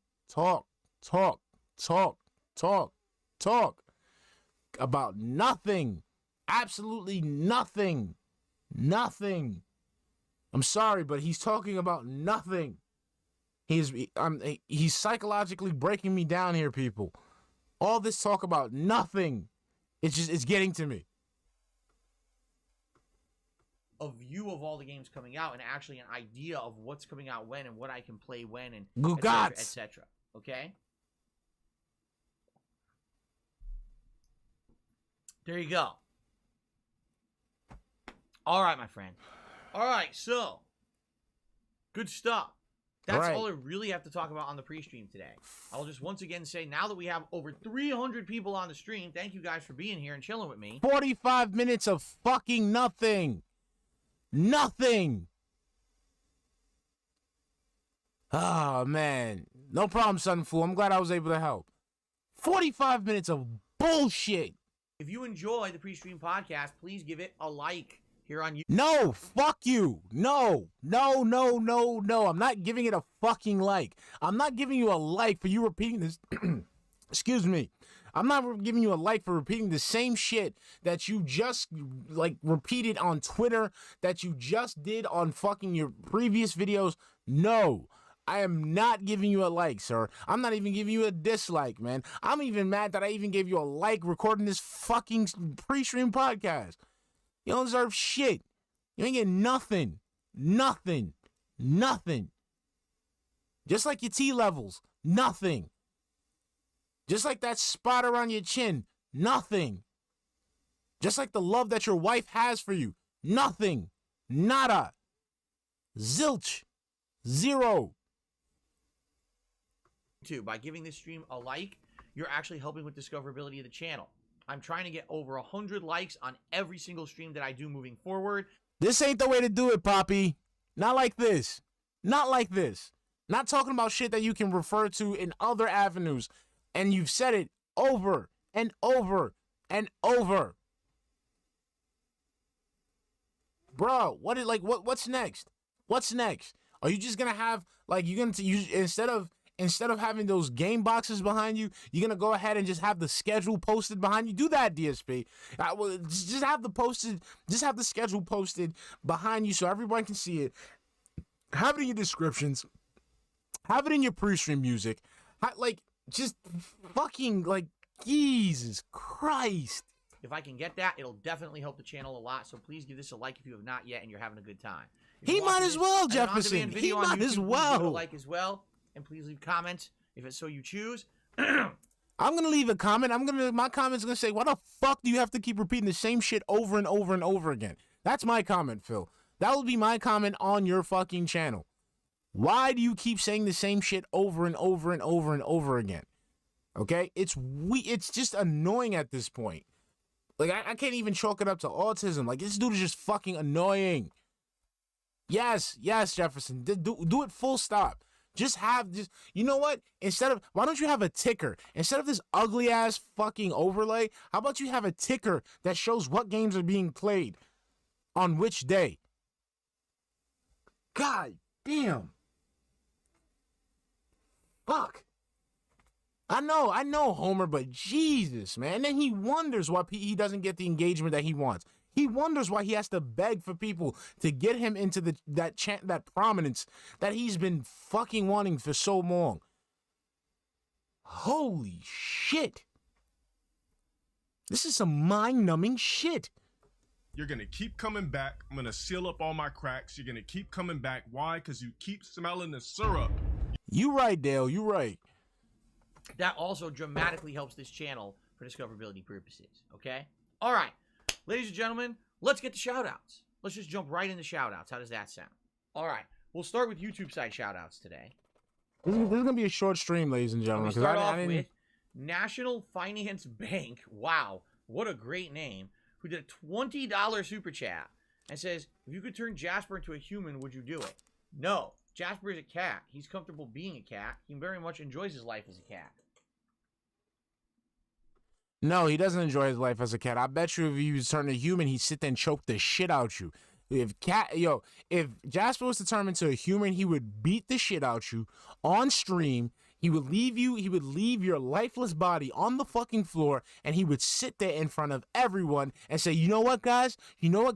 Fuck all you guys. Because if you guys, this man doesn't fucking feed me. He goes ahead and buys fucking gin. He goes ahead and buys fucking food, human food, by the fucking bags, and he doesn't give me shit. He just gives me dry kibble. I've been sitting here fucking pissing sand for a week. That's what would happen if Jasper became a human.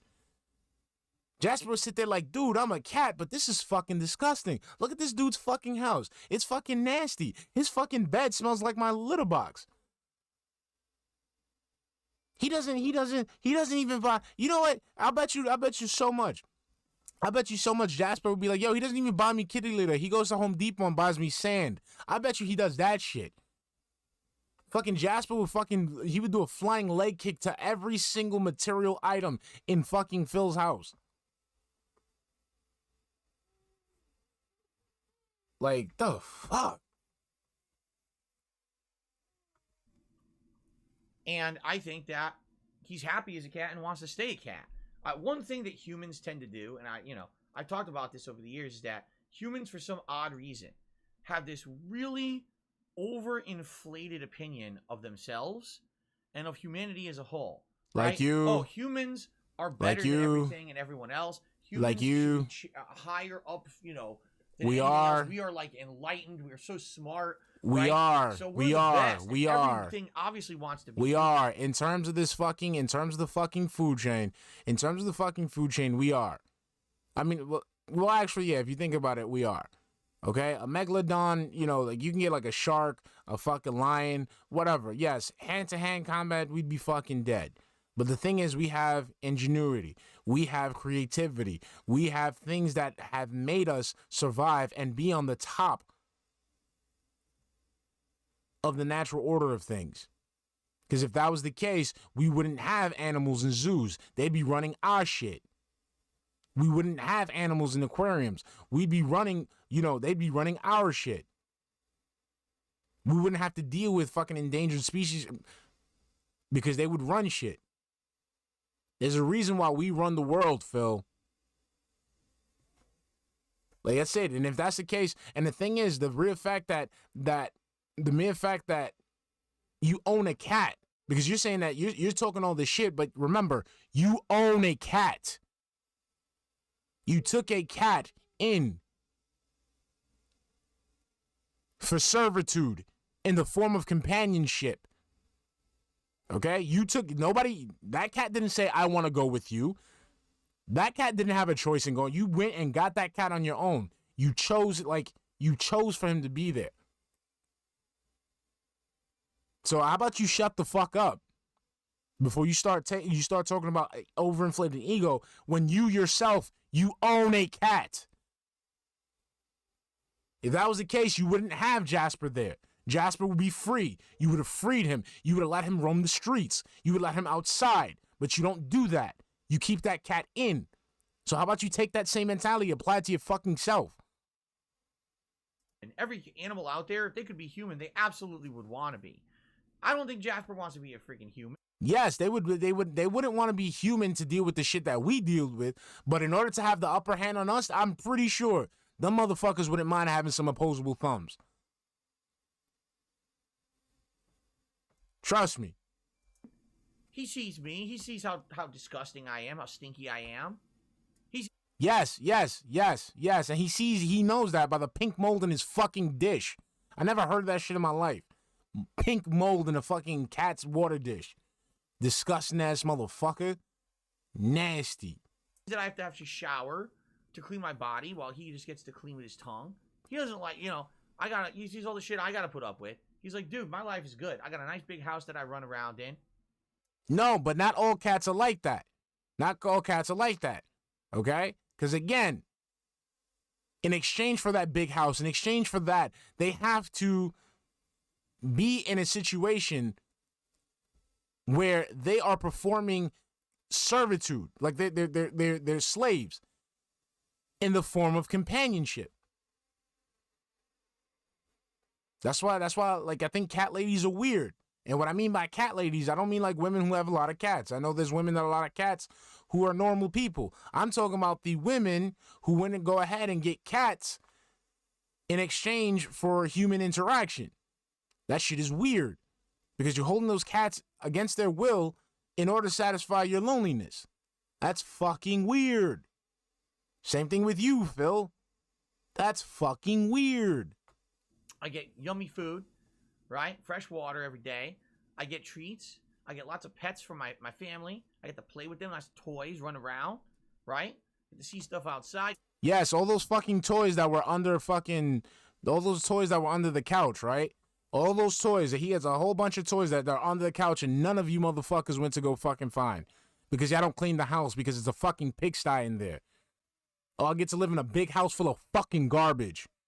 Oh yeah, I get yummy food, dry fucking food. That got me pissing fucking sodium chloride and shit. To leap and jump and just be a cat, right? Just be a cat. That's what it's all about. He likes being a cat. He doesn't want to be a human. There's enough fucking humans. So no, I would not turn Jasper into a human if I had opportunity. I'd let him be a cat because he's happy. There you go. Inmate Elvis has upgraded his membership to a super supporter. I think he actually was a super supporter to begin with, but he renewed it for a second month. Thank you, Inmate Elvis, for the tier 2 level of support. I really appreciate that. It helps out even more than a standard membership. And he says, shout out to my Latino homies in D3. I guess he's really going in with this inmate kind of a theme. Who love watching DSP on the big screen and my homies in chat. There you go. All right. Thank you, Inmate Elvis, for re-upping your membership. I appreciate that. All right. Now let's go over to the tips side of support for today. And our first tip of today was from Pinocchio, who tipped $5. And he says, let's have a nice stream, everyone. Thank you very much, Pinocchio. Not Fuck only Pinocchio. For the support, but that nice segment, or the nice sentiment, I should say, as well.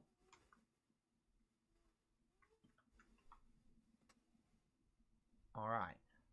By the way, before we continue on, I will want to say this. Some people have expressed to me that there is issues right now with tipping. Even though there's a lot of tips that are coming through, some people are saying they're trying to tip. And exactly, Igneel. Exactly. Do it and it either locks up or doesn't go through at all. Now, I don't know if this is an issue with PayPal now with banks, that they're denying certain payments from certain banks or payment methods. I have no idea. What's weird about it is that I'm still getting tips. So obviously this isn't a widespread across the board deal. It's only affecting certain people, but there's certain people who are regular supporters who actually have told me over the last couple days, I've been trying to tip and I can't tip. I don't know what to tell you. I wish I did. I wish I knew what was going on. It doesn't seem to be the typical thing. There's a typical glitch with Stream Elements. And what that glitch is you have to log into Stream Elements to prove that you exist. You're not just a bot trying to do a fake tip. You're a real person with a real account, whether it be on YouTube or Twitch or wherever you're logging in from, to prove your identity. Then you're allowed to tip. But what people have been seeing is sometimes when you log in to prove your identity, the tip button grays out. And you're like, it's not working. I can't tip. What happened? Well, we found out the workaround for that is when you log in, if it grays out, all you got to do is you click on the tip link again that you're using to get to that tips page, and it'll refresh the page and fix that for you so you can actually do your tip. But that's the only bug that I'm aware of. I don't know what will be causing Translation: It's not my problem, so fuck you guys. people to be trying to put through tips and then they're like not going through for some odd reason. Some people are actually saying it's showing is going through and then it doesn't. It like rejects it later on. So I'm not I don't know. I actually don't know what's causing that. And I apologize. Obviously, I wish I had ultimate control over that kind of stuff, and I just don't. You know, there's all these third parties, payment processors, and shit involved. Certainly, maybe we can figure out a pattern that maybe it'll help people. But right now, I don't know what it is. Okay, so apologies in advance if someone does want to tip and contribute today, which I appreciate very much, and it's not working out. I apologize to that. Okay. All right. Only Iced Infinite has tipped me $1.50. And says, with the stock market going down, is it time to invest in crypto? No. And and this is why you're gonna end up fucking broken alone, DSP. Like, seriously, like, crypto, it's not like it's something that you can invest in without even having to put that much effort in. Like, that's the thing I don't understand. Like, dude, it's literally like you can have people flick you crypto, keep that money, and that can make you even more money, you fucking dumbass. DSP, PayPal is not the future. You can't just depend on PayPal and fucking social media platforms. God, you fucking upscaled welfare recipient. Okay, continuing on. Malcolm has tipped me $5 this morning. He says, 2022 is a new year for DSP Gaming. Leave that old stuff in the past. We forgive you. Many blessings and peace to you and your family. Thank you very much, Malcolm. I appreciate that. I do. I appreciate that. I really do feel like 2022 is going to be a fun year of renewal. Me focusing solely on this channel, DSP Gaming on YouTube, trying to get people to understand that this is now a place you can come and have a central place for gaming coverage, social interactions with other fellow gamers of like mine. If you can attend live streams, that's cool. If not, the on-demand videos are also a cool place now to have social interaction because you can actually leave comments on the videos and have discussion again. Right now, I'm going to be having a lot more interaction with you guys on my channel page on that community tab where I can do polls and interactive things with you. This is cool. I'm actually looking forward to this year very much. And by the way, if YouTube comes through on their promises and actually implements the improvements that they've claimed they're going to do this year, that would be tremendous. They've promised improvements to moderation, improvements to the features you'll have as a live streamer and as a viewer of live streams. The ability to have gifted memberships on the channel. I don't ever remember. Yo, he's going to be so fucking disappointed. He's going to be so fucking disappointed when these changes that come aren't the way that he thinks that they're going to be. I don't ever remember YouTube talking about gifted memberships. I don't ever remember YouTube speaking on being able to gift memberships to people. When that doesn't happen, Phil, you are fucked. Phil, we get it. And then again, like, this is what I'm saying. Like, this is the weirdest shit ever. Dude, if you just want Only Ice Coffee to give you fucking money, just tell Only Ice Coffee to give you money. Just, bro, can you just give me money? Just, can you be my sugar daddy? Please, give me my sugar daddy. I'll do whatever the fuck you want. Instead of doing all this fucking extra work, think of the logistics of what you're doing, Phil, as opposed to just doing shit the right way. Okay? There's a saying in Spanish, right? There's a saying that Puerto Ricans like to tell kids, right? El vago hace doble trabajo. That means the lazy man works twice as hard. So let me explain to you. Let me break it to you down in detail. So let's say if you weren't a piece of shit streamer, right? And you actually did what you were supposed to do, right? You would get up, play the fucking game, earn money.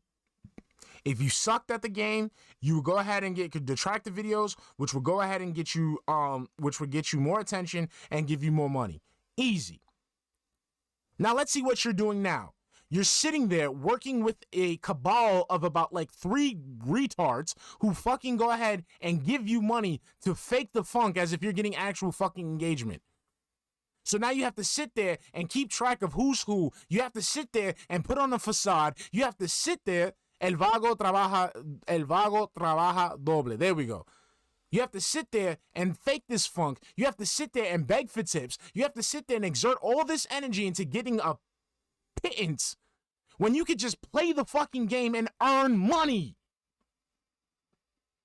You playing with members. You go on. Hi, how you doing? What's your name? Okay, you're going to be playing. Okay, we play with members. People see that shit. Oh shit, I want to be a fucking member so I can play. Easy. As opposed to you making up all these fucking excuses saying that you can't do these things to make members, to play with members, but yet you outline the same shit you do with your polls.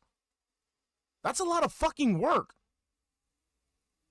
That's a lot of fucking work, as opposed to you just getting, like I don't understand that. Like, streaming is not supposed to be that hard. You get up, you stream, you give the content, that's it. No, but you gotta get up. You gotta do reconnaissance. You gotta load up the stream. You gotta do more reconnaissance in the chat. Then you gotta load the pre-stream podcast. Then you gotta go ahead and fill an hour of fuck all nothing. Then you play the game. But you don't even play the game. You sit there and try to fucking stall and get your hand. That's a lot of fucking work as opposed to you just playing the fucking game and earning your money. Jeez. All these things they've promised and nothing yet. Here we are, 23 days into the year. They are still quiet. Their lips are zipped. They're not saying a word about when they're implementing anything. Because they're never going to fucking do it. They're never going to do it. I definitely think that if they implement some of these things next month for February when all these games are coming out, that would be ideal. But we got to see what happens. Hopefully they will do this. Okay?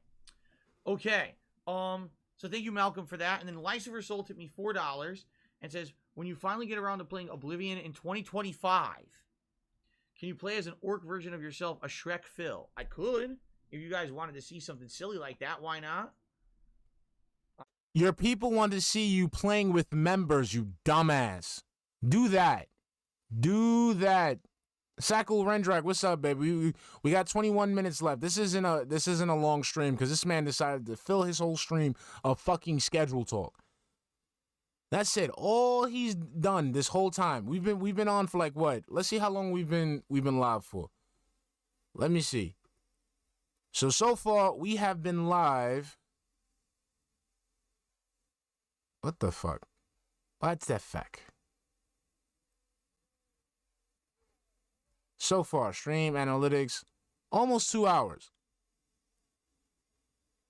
No, an hour and 40 minutes. I'm lying. An hour and 40 minutes just talking about fucking nothing. Nothing. I'm not against that. I am not prejudiced against the orcs. I would consider it. All right. And Tarantula MS 2018 is to me $10 and says, "Hey, Phil, how are you doing, Tarantula? How's it going today? I hope that you're doing well." Exactly, Sackle. He's just gonna like, oh my god.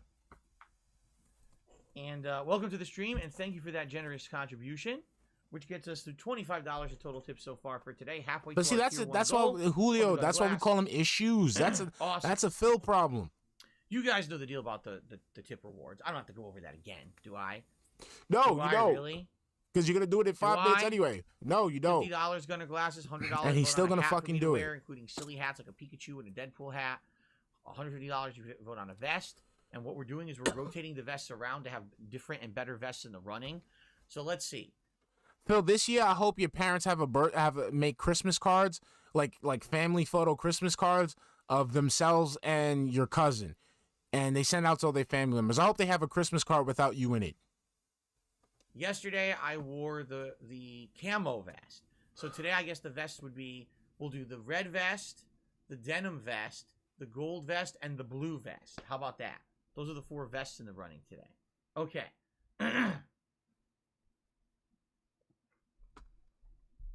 Very nice. Ew. Okay. Ladies and gentlemen. Oh, wait. There's more. Yes, there's more. There's more. Hold on a second here. Chicken Man has done a super chat. He says, losing weight since 2010, still have those cloths. Hold on a second. First of all, let me get Chicken Man on the leaderboard. And I got to try to decipher this. I'm going to have to get out my decoder device. He just said he just lost the weight. He still has the clothes. You fucking idiot. Okay. So let's play. Try to decipher what the person has said. Oh yes, let's make fun of let's make fun of the man who just gave me money. You this is why you're such a fucking you're such a fucking cock gobbler, I swear. All right. Chicken Man says in his super chat, you ready? Here we go again. Losing weight since 2010, still have those clothes? Question mark. So basically, he's trying to ask you, yo, you've been losing weight since 2010. Do you still have those clothes? Is that so fucking hard?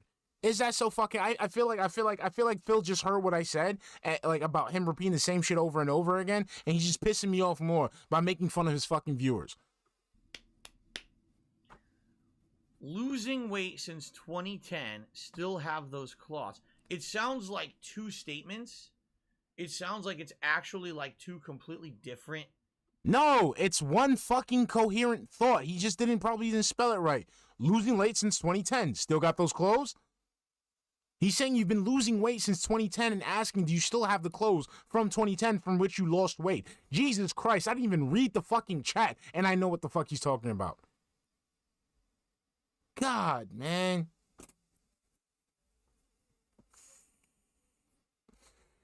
Your father should have ran off with Keisha.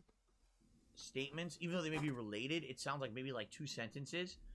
So the first half sounds like losing weight since 2010. Like, Phil, you have been losing weight since 2010. Since 2010. Do you still have those clothes? Now, I would say that's not correct. My weight fluctuates. When I started as a content creator in 2008, I was at You know what else fluctuates? My patience for your bullshit. my heaviest ever. I was over 240 pounds. Don't tell anyone. It's very embarrassing to me that I weighed that much because I was so heavy that my knees hurt. I'm not kidding. My knees fucking Nah, your knees hurt from sucking all that machinima dick. hurt bad because I was so overweight at that time. Okay? That was not good. That was very, very unhealthy.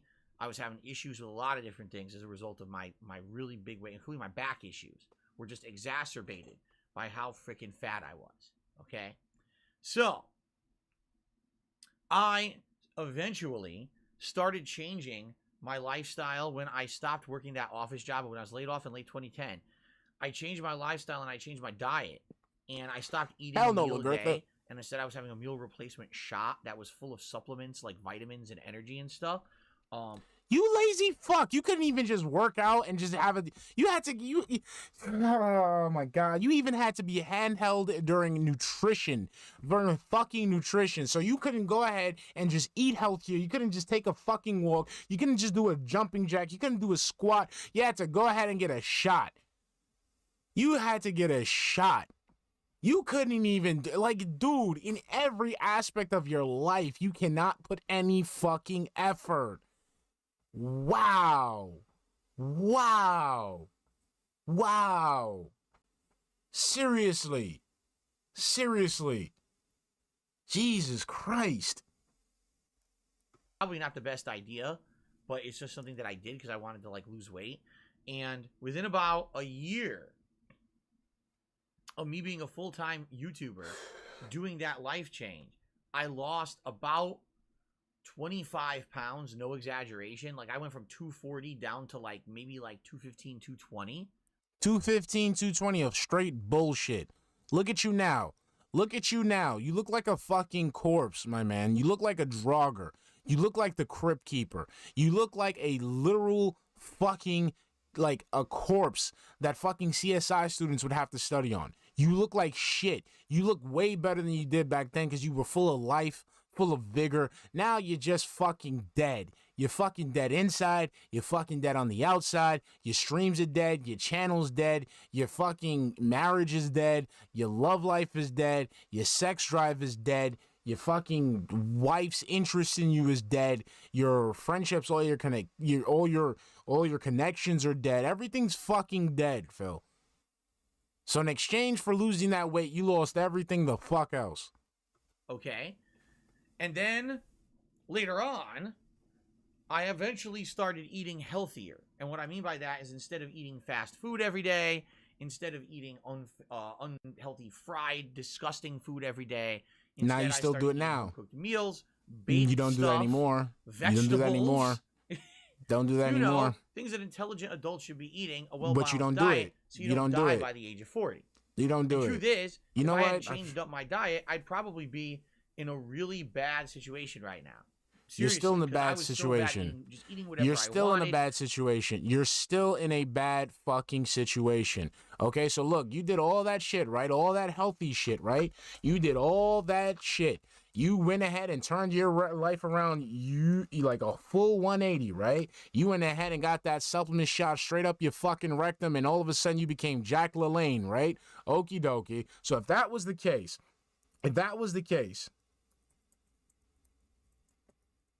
why do we have this?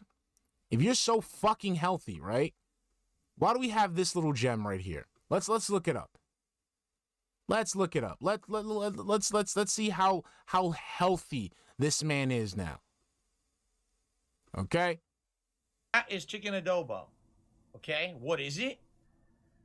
It's basically chicken legs and what I assume are chicken thighs, but they're absolutely tiny. So let's see. You're so fucking healthy, right? You're so fucking healthy, right? Okay. That's right. Look. That's a sign of a healthy man. Look. Can't even hold up a fucking bowl of food. Can't even hold up a fucking bowl with protein and carbs. Look at your arms flailing. Look at that. That's a healthy man, that's right? That's the dish. Yeah. That is chicken adobo. Okay? What is it? Yeah, that's what a healthy man looks like, right? That's right. Right? Having that fucking shot, getting that supplement shot right up your sphincter turned you into Superman, right? Fucking lion-ass motherfucker. Doing whatever the hell I wanted. And in a lot of ways, I will say this, in a lot of ways, I would actually credit that change to me getting gout. Because if I didn't get it, if I didn't know that I had it and all of a sudden get a giant swollen foot with... Just like... You see, ladies and gentlemen, right there. The man doesn't know when to do good until he is facing the consequences of doing bad. He didn't change up his fucking language and shit like that. What did it take? It took the Twitch unpartnering for him to change his fucking behavior. That's what it took. It didn't take the fact that, people were telling him he was saying, hateful slurs, or people were saying he was being toxic. It took the fact that he had to lose his fucking partnership for him to be better. So same thing here. He couldn't be an adult on his fucking own and realize that his lifestyle was unhealthy and that he needed to make a change. He had to get gout for him to like again, that's nuts. Same thing with you going to direct capture. You didn't want to go to direct capture until you saw that it was hurting you in some way, shape, or form. That's not intelligent. That's not mature. That's not what grown-ups do. Grown-ups don't wait until the bad thing happens to start to do something. That's what I tell all of them when I used to do inspections. That's what I used to tell landlords. Because I was 18 at the time. I was 18, and I got these people who are in their 40s, 50s, 60s, owning these fucking buildings, and I'm telling them, like, bro, you need to do A, B, and C. You need to do A, B, and C. It has to take a fucking fire, or a baby almost fucking dying, or the fire department saying, yo, I'm gonna shut your whole fucking building down, and I'm gonna arrest you for these people to do the things that they had to do. That's not mature. Children do that shit. That's what children do. How the fuck are you gonna sit there and say, oh, if it wasn't for gout, if it wasn't for gout, I wouldn't have made that change. So that means if you didn't get that fucking gout, you would have kept fucking your body up.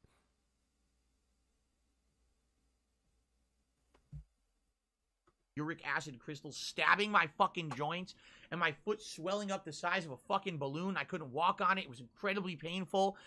Really, if that hadn't happened, I might have not had a wake-up call that I did. But you shouldn't have needed that wake-up call. You know what the wake-up call for me? I'm not fit. My muscles got atrophied and shit. I'm about to get back in it because I'm about to feel the exact same thing I'm telling y'all right now. What made me want to lose weight was when I was in a friend's car, right? And we sitting there, and, you know, we just smoking and driving, what have you. And I remember she was driving, right? We're driving down the highway. And I remember it was summer. It was summer. And I'm just sitting there, Death in July, what's up, baby? And I'm sitting there just looking down the road, right? And as I'm looking down the road, I noticed something just shaking, jiggling, you know, rippling and stuff. Like Jello or fucking water in a fucking bottle or some shit like that. I look down, it's my fucking tits. I had literal fucking tits that were like jumping up and down. You know, there was nothing wrong with me. I didn't have any breathing issues. I looked down and I saw that I had 2 size B titties jumping up and down in the car while this girl was driving. That's what it took for me to lose weight. It took the fact that I literally had fat moving around, independent from my body, in a moving vehicle for me to lose weight.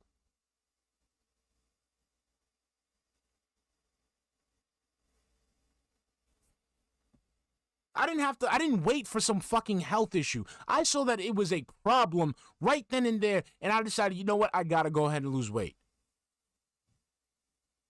And I lost the weight. My weight did fluctuate, but because I was, you know, off and on again. So, like, now I'm off. I gotta get back on. But I'm not gonna sit there and wait. I'm not gonna sit there and fucking wait until I get gout. I'm not gonna wait till I get a fucking heart attack. I'm not gonna wait till I get a stroke. I'm not gonna wait till fucking, you know, I get diabetes.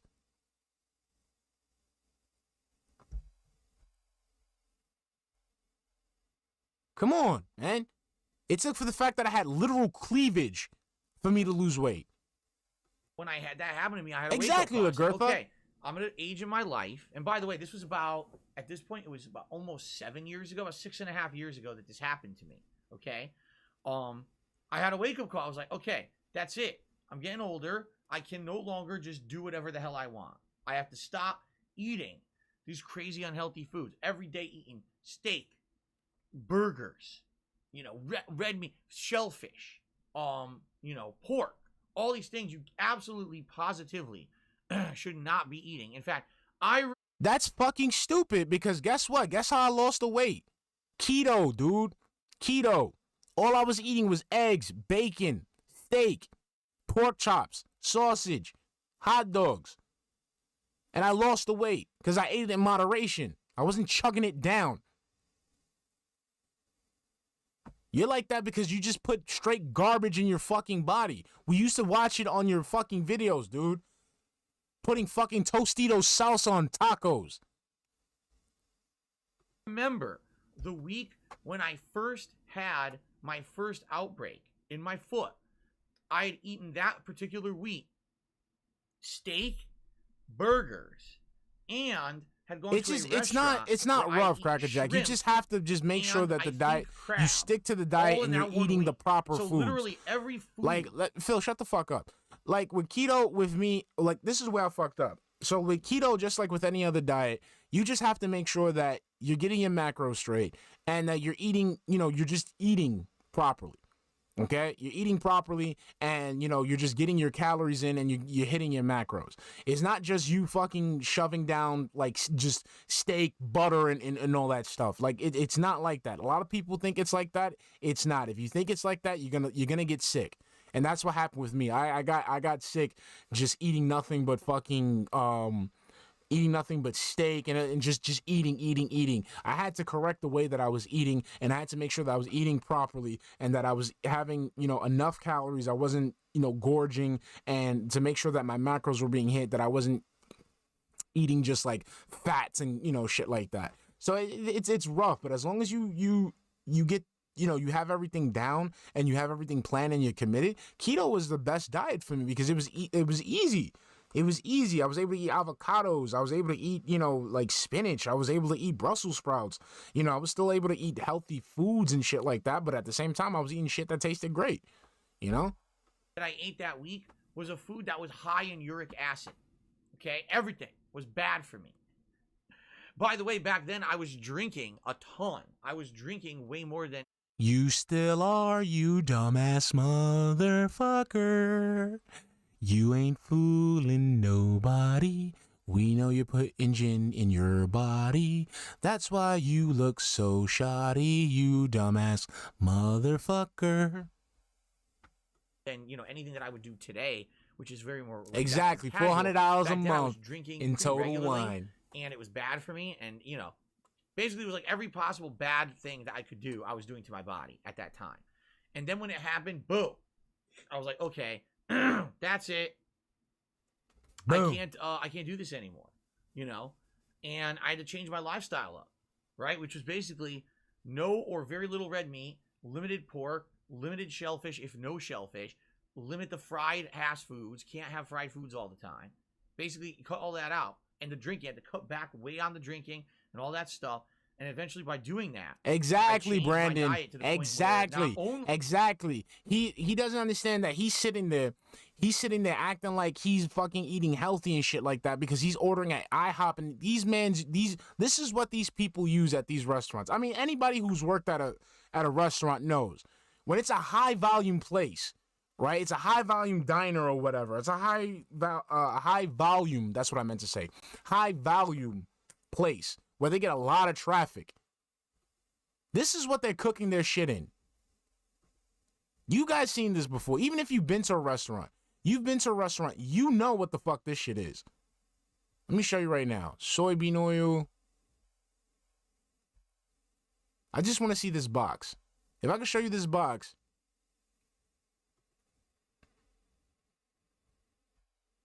You guys seen this box before. So if you've seen this box before, you're not eating the healthiest shit. You're not eating the healthiest shit. This is literally just the lubricant to make sure that the fucking food doesn't stick to the fucking griddle. You eating this shit every single fucking day, DSP. You're putting this stuff in your fucking body every single fucking day.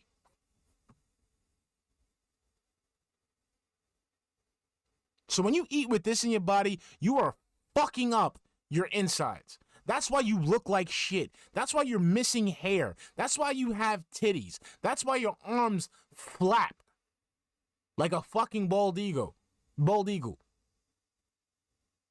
That's why your hair is thinner than cat's lips. Because you're eating this bullshit. Fabricio Maderos, the thing is with soybean oil, when you cook in soybean oil a lot, it's not healthy for you, and especially like if you burn the oil. And a lot of restaurants, like, you know, some places like if it's like a upscale place or it's a place that gets a lot of volume, they change out their oil a lot, so it's not that much of a problem. But if you go to a place like Renton, where they, you know, it's literally like a fucking driving town where a lot of people don't frequent and shit like that, they're not doing that.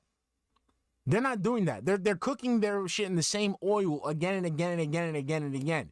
That's one of the reasons why I wasn't really big on eating out, because when I used to go ahead and inspect restaurants, I used to watch restaurants reuse the same soybean oil.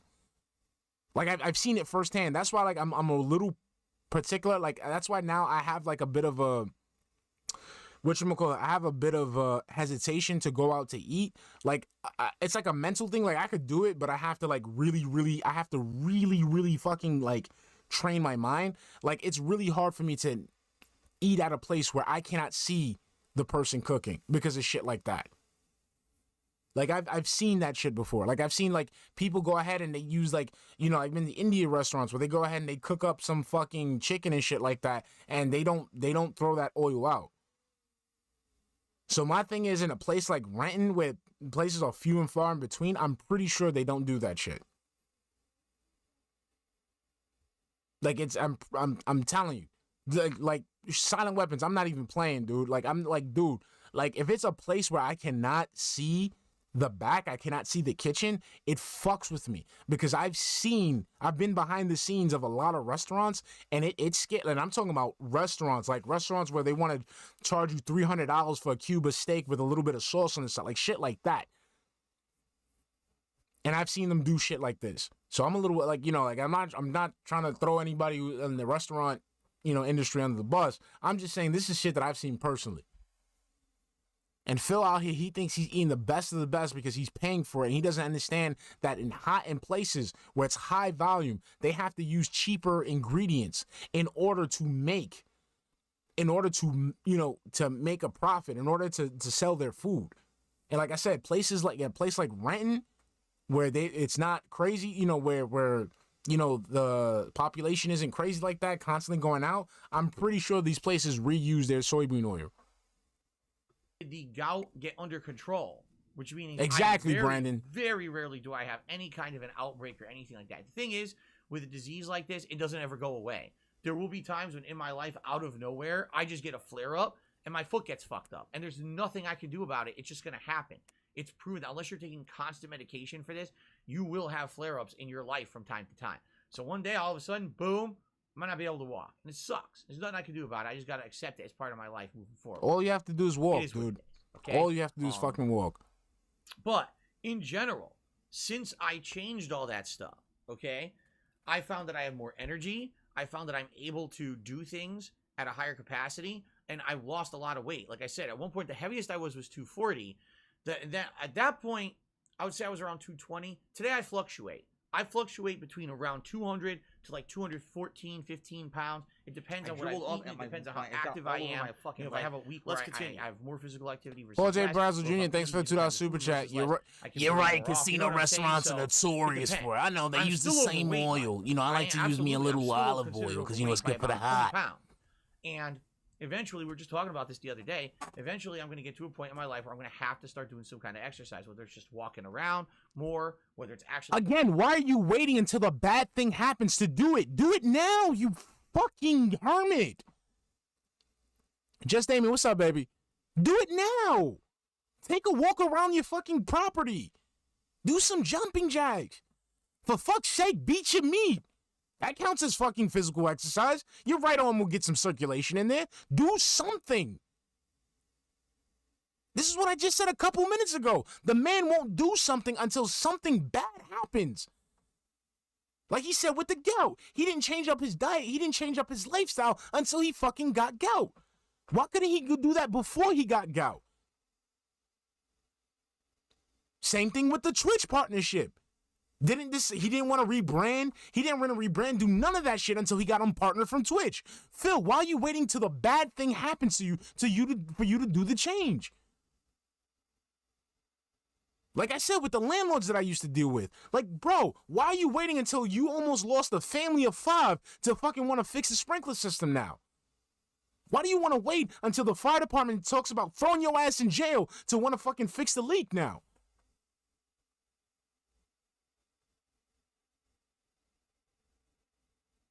That shit bothers me so much. Bothers me a lot. Like, even in my family, like, I've dealt with, like, family members who are like, hey, I'm having this issue and stuff like that. Okay, do A, B, and C. I don't know. Dude, that's all you got to do. If you do A, B, and C, whatever problem you have, it's going to be fixed. Doesn't want to do it.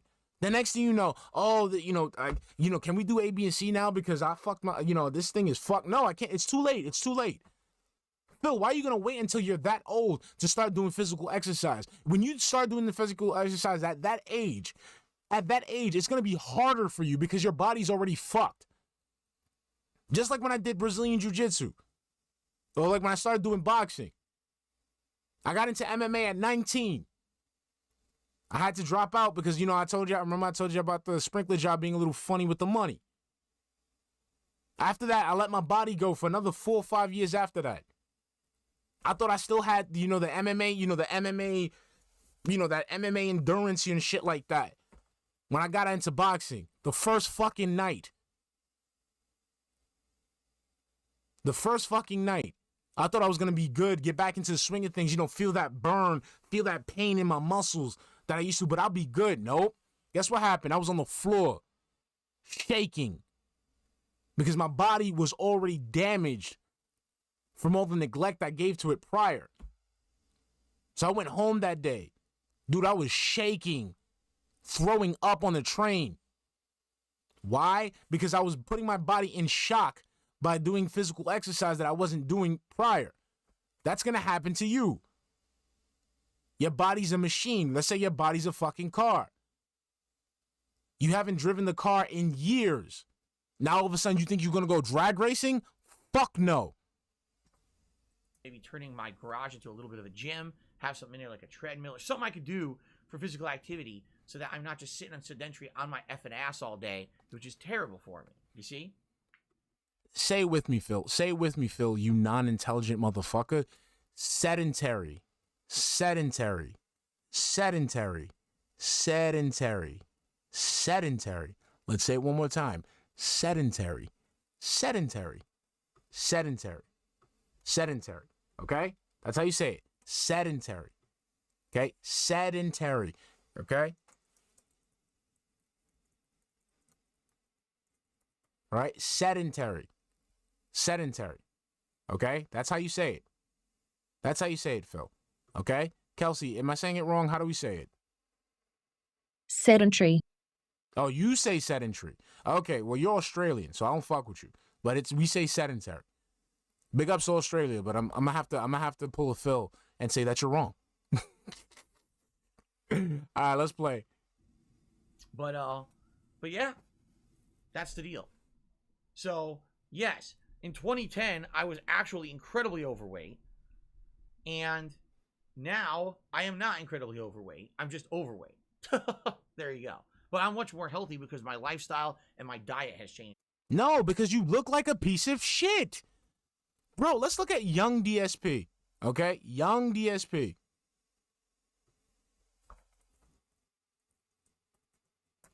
Let's look at a young DSP.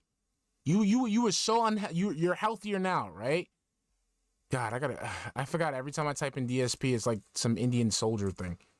I mean, big ups to India. Maybe it's not India. Maybe I'm saying like, you know, but I'm typing in DSP and I'm seeing all this like Indian military stuff.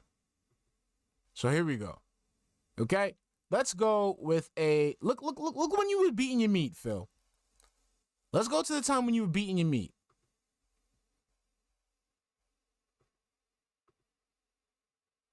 Look how full your fucking beard was, bro. Look how much hair you had. Look at these other pictures. Look how much better you looked. Compared to now. Look at you now.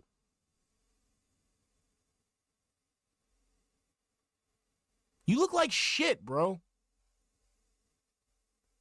You look like absolute shit. Matter of fact, hold on, because I gotta. Cause yeah. Oh, why is this like that? What the fuck, bro? Right here. Look at you now. Look at you back in the day when you was so unhealthy. Look, you can literally see hair. You can literally see the hair flying from the back.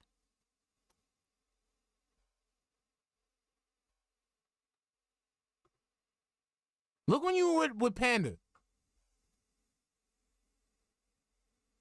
Look when you were stroking your beard. Look how full that shit looked. Look how much sheen his hair had. Talking about you're healthier now. This is what he's gonna look like at 45, ladies and gentlemen. This is Phil at 45. We're gonna see the right side of his hair gone. We're gonna see the hair on his face gone. We're gonna see his jowls looking like a turkey neck. He's gonna be swinging them arm flaps like he had a wingsuit on. 5 more years, ladies and gentlemen. 5 more years. This dude is nuts. Dramatically. Okay? Now, he said, still have those cloths. Still have those clothes. Well, here's the thing. See, Chicken Man, I don't know how Chicken Man found this out. But basically, when I was 240 pounds, I was so fat I couldn't wear underwear. They didn't make underwear big enough for me. Hey, what? Yo. Phil, the pancakes are ready. Is he stupid? Lois Next 9, thanks for the $5 super chat. When he gets his HD webcam, he's going to notice people commenting about his appearance more and more. He's going to get rage at his viewers for caring. Hold on a minute. Every time I would try to put them on, they would incredibly rip and tear. Sometimes I fluctuate between around 200 to like 200. No. Let's go back. Just less. I can burn more off. You know what I'm saying? So it depends. I'm still overweight, by the way. No. Have something in there like a treadmill or something. I was actually incredibly overweight. And now I am not incredibly overweight. I'm just overweight. Out. But basically, when I was he's joking. Pounds, I okay. was so fat I couldn't wear underwear. They didn't make underwear big enough for me. Every time I would try to put them on, they would incredibly rip and tear. Sometimes the elastic would get stretched out so far, it was very embarrassing because it would snap. And in public, all of a sudden my underwear would just snap and fly out of my pants right into the air, right in front of everyone. Be like, what the fuck? I would be like, oh, I don't know what that is. So, basically what I had to do is I had to take cloth, like actually buy cloth in bulk wholesale, all right? And I would have to wrap it around my crotch to cover my butt and my privates because they didn't make underwear big enough for it.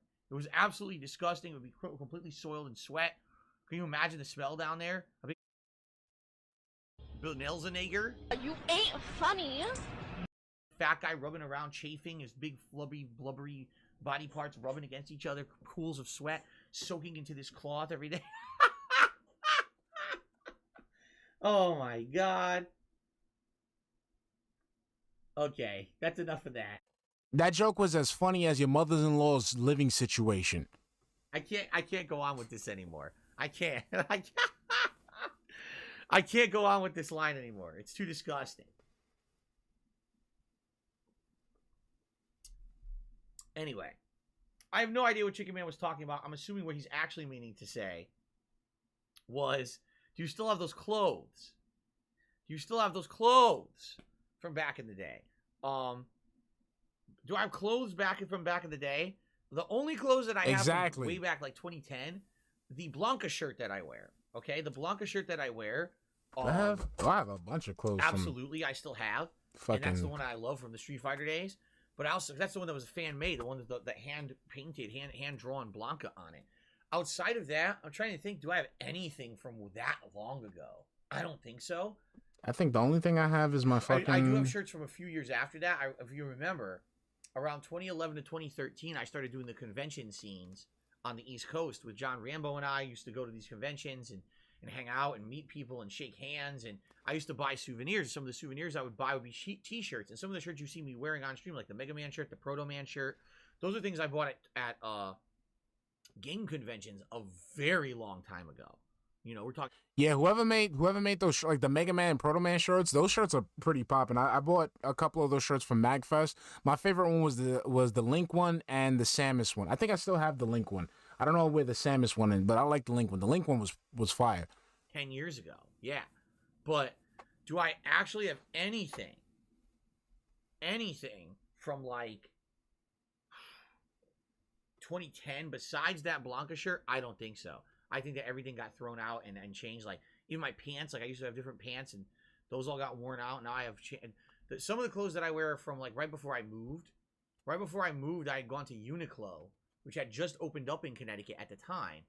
And I bought a bunch of clothes at Uniqlo, like nice pants, pajama pants, but also like sweatpants, dumbass, and shirts, you dumbass, and stuff like that. And I still have all of that. You dumbass, because you probably couldn't fit in it because Uniqlo doesn't cater to your body type. Stupid. No, I don't think I have anything but the Blanca shirt from that time frame. Okay. So Xavier did a super chat, says he's referencing your shirts look too tight. Some shirts that I have would say, like, this shirt is fine. This is my Fallout shirt. This is from Loot Crate. And what's funny is this shirt is large. And as you can see, it fits perfectly fine, right? Mm-hmm. It's actually large, fits me nicely from Loot Crate. Fallout, this is all the different Fallout boys, or what do you call them? Vault boys. This is what we're going with, Smith Super Awesome Reviews. But what's weird is, All my shirts are larges. Every shirt. And if you've seen, you're absolutely right. Some shirts that I wear seems tight. Some seem loose. They're all the same fucking size. How is it that you can have large, but every company thinks large is a different size? Because there's different builds for people who have large. You have people who wear large, but they have a more athletic build. You have people who wear large who have a huskier build. You have people who wear large who have a slimmer build. Okay, it's not just one standard uniform. One standard fit for a shirt. You stupid. It's weird like that, where some places think it's one and some things it's another. No, they don't think it's one of this and another. It's that they cater to different people with different body types. You stupid. Again, you don't understand business. Do you not understand how that's how it works? Not everyone is the same body size, even within those ranges, you idiot. Shoes. Are you shitting me? I have abnormally large feet. Like my feet, the smallest shoe I can wear is a size 11 and a half, but I've been known to wear all the way up to size 13. Why would I be wearing size 11 and a half to size 13?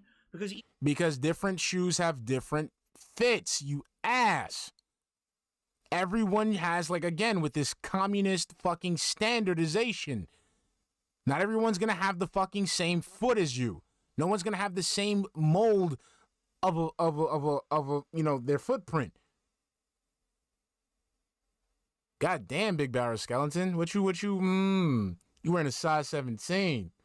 You wearing a size 17. Let me guess. Big Barrel Skeleton out here telling the ladies, you're gonna keep coming back. I'm gonna seal up all my cracks. You're gonna keep coming back. Why? Because you keep smelling the syrup.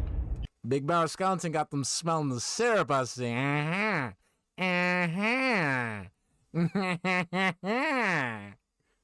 Shoe companies can't get it right. You say a shoe is 12, you put it on, it's too tight. Oh, look at this brand, it's 12, you put it on, it's too loose. It's the same fucking size, supposedly. Yes, again, just like everyone isn't supposed to do the work for you, you're supposed to go ahead and do your own fucking research and what fits you best, because that's what adults do, you fucking petulant child.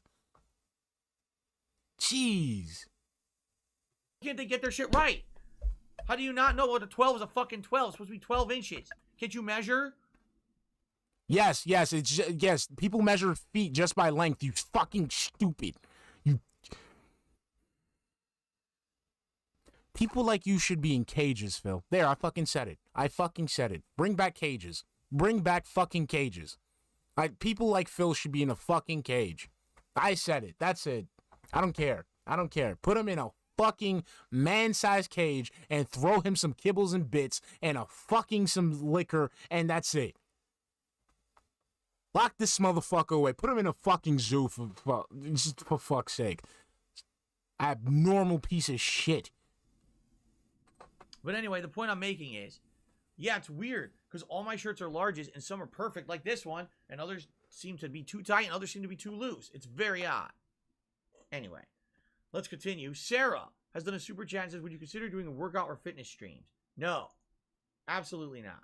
It's not what I'm about. It's not what I'm doing. And I don't want to share that. Even if I did. That's right, because I'm a fat-ass fucking lazy gamer. This is what I do. I'm a gamer, okay? I just sit here and play games. This is a gameplay stream and gameplay only, okay? I'm not some fucking fitness streamer, okay? This isn't Athlete X, okay? This isn't, I'm not Chris Harrier, okay? I'm a gamer. Do full workouts and stuff. I wouldn't want to share that with the internet just to be micro-analyzed and being told that I'm doing it wrong. Because you probably would do it wrong. And that this and that and blah, blah, blah, and I don't care. Really, like seriously, that's why I stopped sharing personal stuff like that from behind the scenes with the internet, because people turn it into shit that it's not supposed to be. Oh, look, I'm just going to do a quick vlog of my house. Oh my God, did you see that coffee maker Phil has in his fucking kitchen? That's a $700 coffee maker, dude. That's where all his money goes. Like, what the fuck are you talking about? And that's how fucked up people are. They're out of their fucking minds. No, it's because you're a public personality and you put your life to the public, so it will be under scrutiny. You cannot be a public persona and not have your life public. That's not how it works, okay? Okay?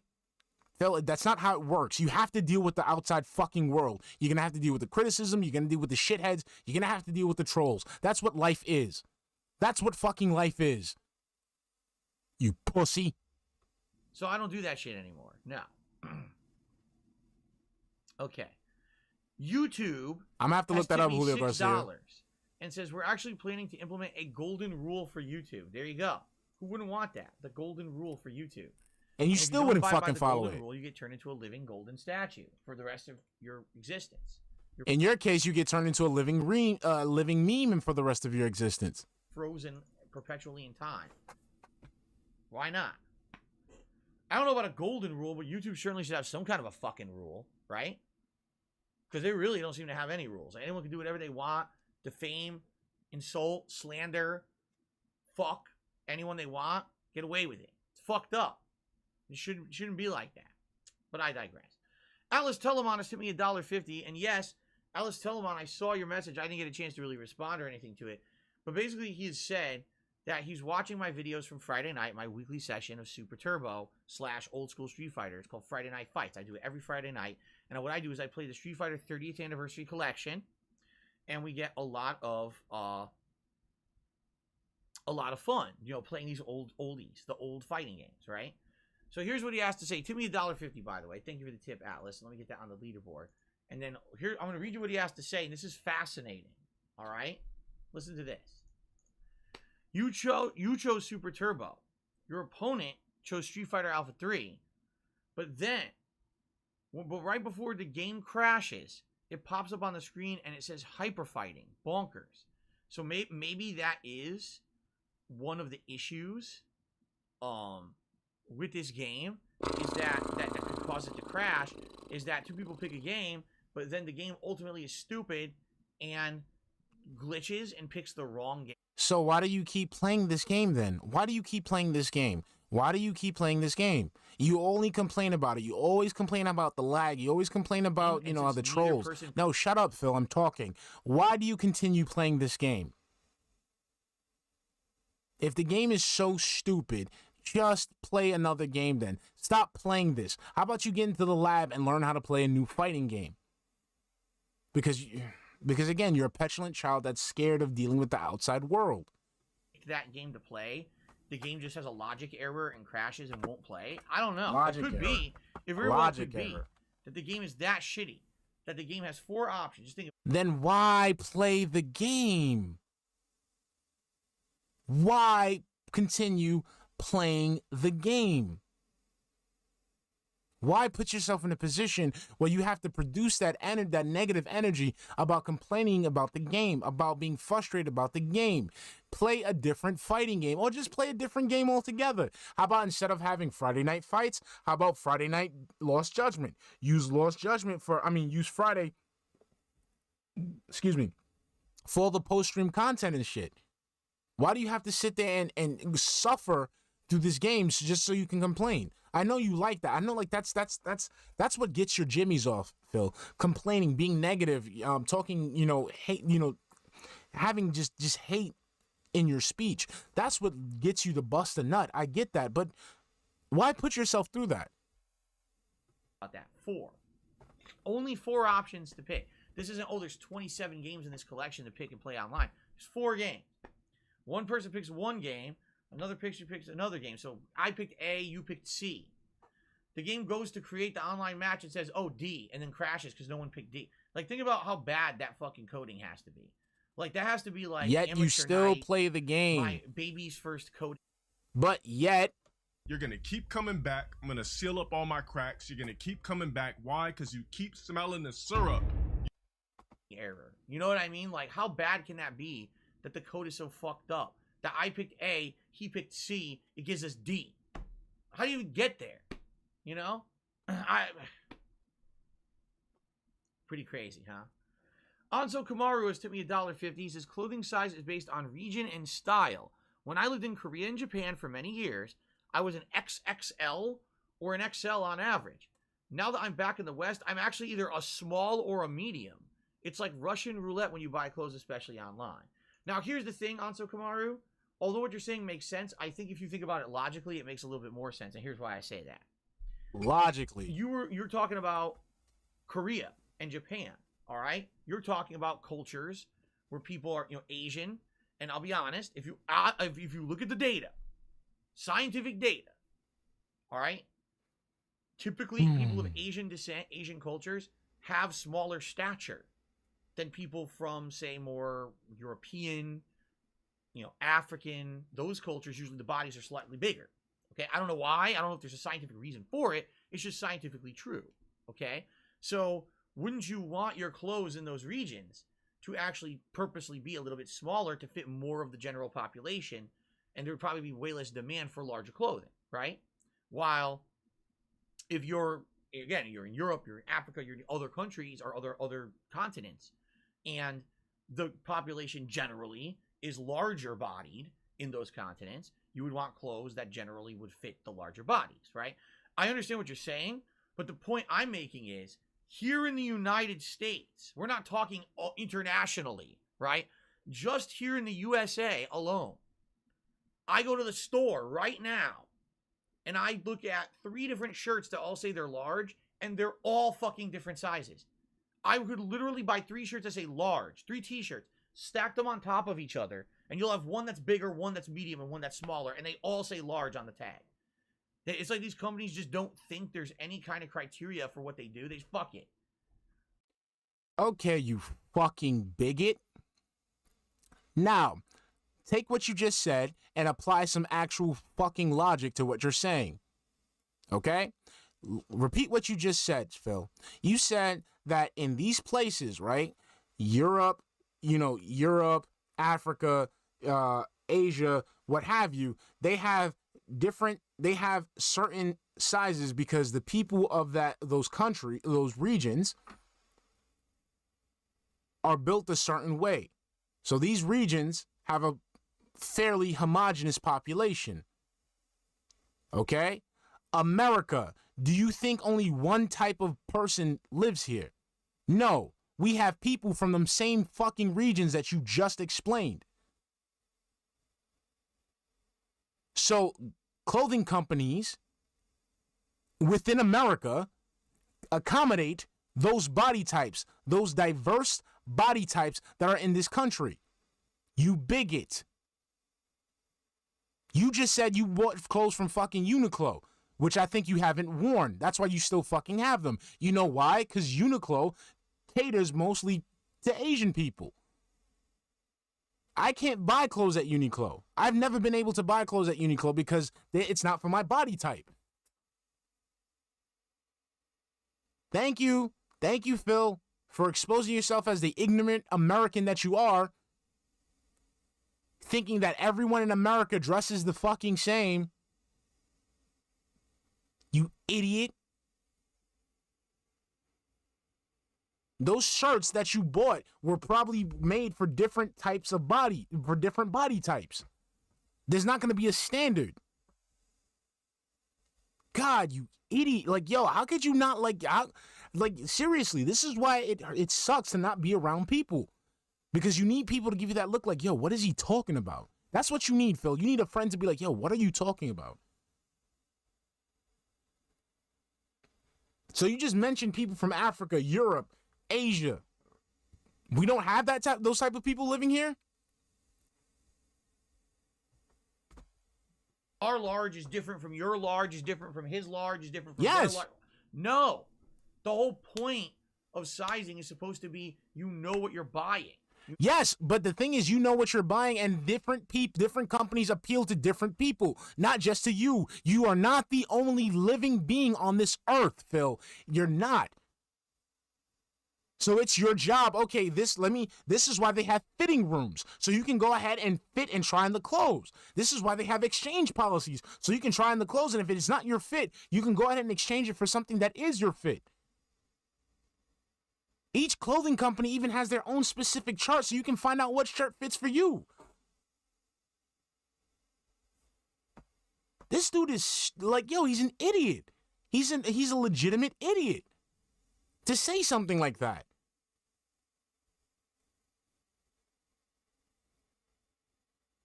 He's a legitimate, yo, that is the dumbest shit out of all the dumb shit that comes out of DSP's mouth. This has to be the dumbest. Because he's literally saying that everyone should be wearing the same size. People in those ranges should be the same body type. Know if it'll fit you or not. If a large fits you in this brand, it should fit you in every brand. No, it's not, because that brand does not specifically tailor to you. Again, Uniqlo. Uniqlo's sizes run small. It got all over my fucking leg. Let's continue. Jesus. As you can see, No, this one. As you can see, the Tevin's skull is smaller, so we can calculate that the Tevin has lowered intelligence, according to anthropology expert Phil Burnell.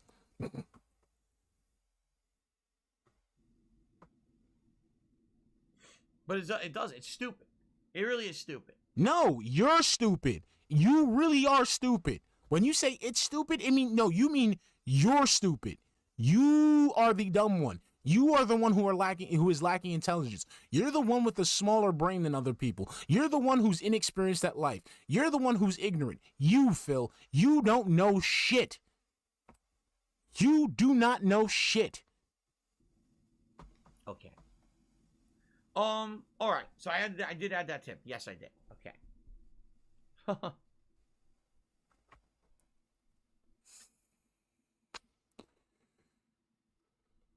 I'll try Stone Martin EBFG. I've been trying, but I gotta get some stuff worked out. Don't worry, I'm gonna have some juicy stuff for you guys. Don't worry about it. When is the IRL workout gym stream? Never. And Xavier did a super chat saying, "Are super chats considered tips or donations?" All right. Super chats are. Guys, I don't wanna keep boring the shit out of you guys. So, I'm gonna cut it off here. Who's on tonight? Who's on tonight? Because I might hop on. I was on Rise yesterday. Rye didn't tell me he was streaming, but I was on Rise stream yesterday. So whoever's on tonight, I'm gonna POPs. Pieces restreaming. All right. POP, only die. Right, these all good pimps for a baby for life. POP holding it down. All right, so I'm gonna hop over to POP stream. See, Roderick, you did that yesterday. Yesterday, I was sitting there, I was asking who's on, and you didn't tell me. I had to go ahead and find out for myself. I had to get I had YouTube notify me that you were going live. Thanks a lot, sir. Okay. Piece of peace, Johnny GH. He's I don't want to give him that label, but I would like to say that he is the resident accountant for the detractor community. So I'm gonna head over there today, Drake. You didn't let me know last time. I was a little upset. Okay, but next time, let me know when you on so I can hop on, baby. I'm a hop and you're gonna hop on. Okay, but next time I don't want Susan letting me. That's the worst part, right? Susan had to let me know that you were on. You didn't let me know. That hurt on the inside. Like that hurt a little bit. Okay, I'm crying. All right. So, all right, guys. So I'm gonna wrap it up. Today I'm gonna head over to Piece of Pieces stream one more time. POP, only die. Right, these all good pimps for a baby for life.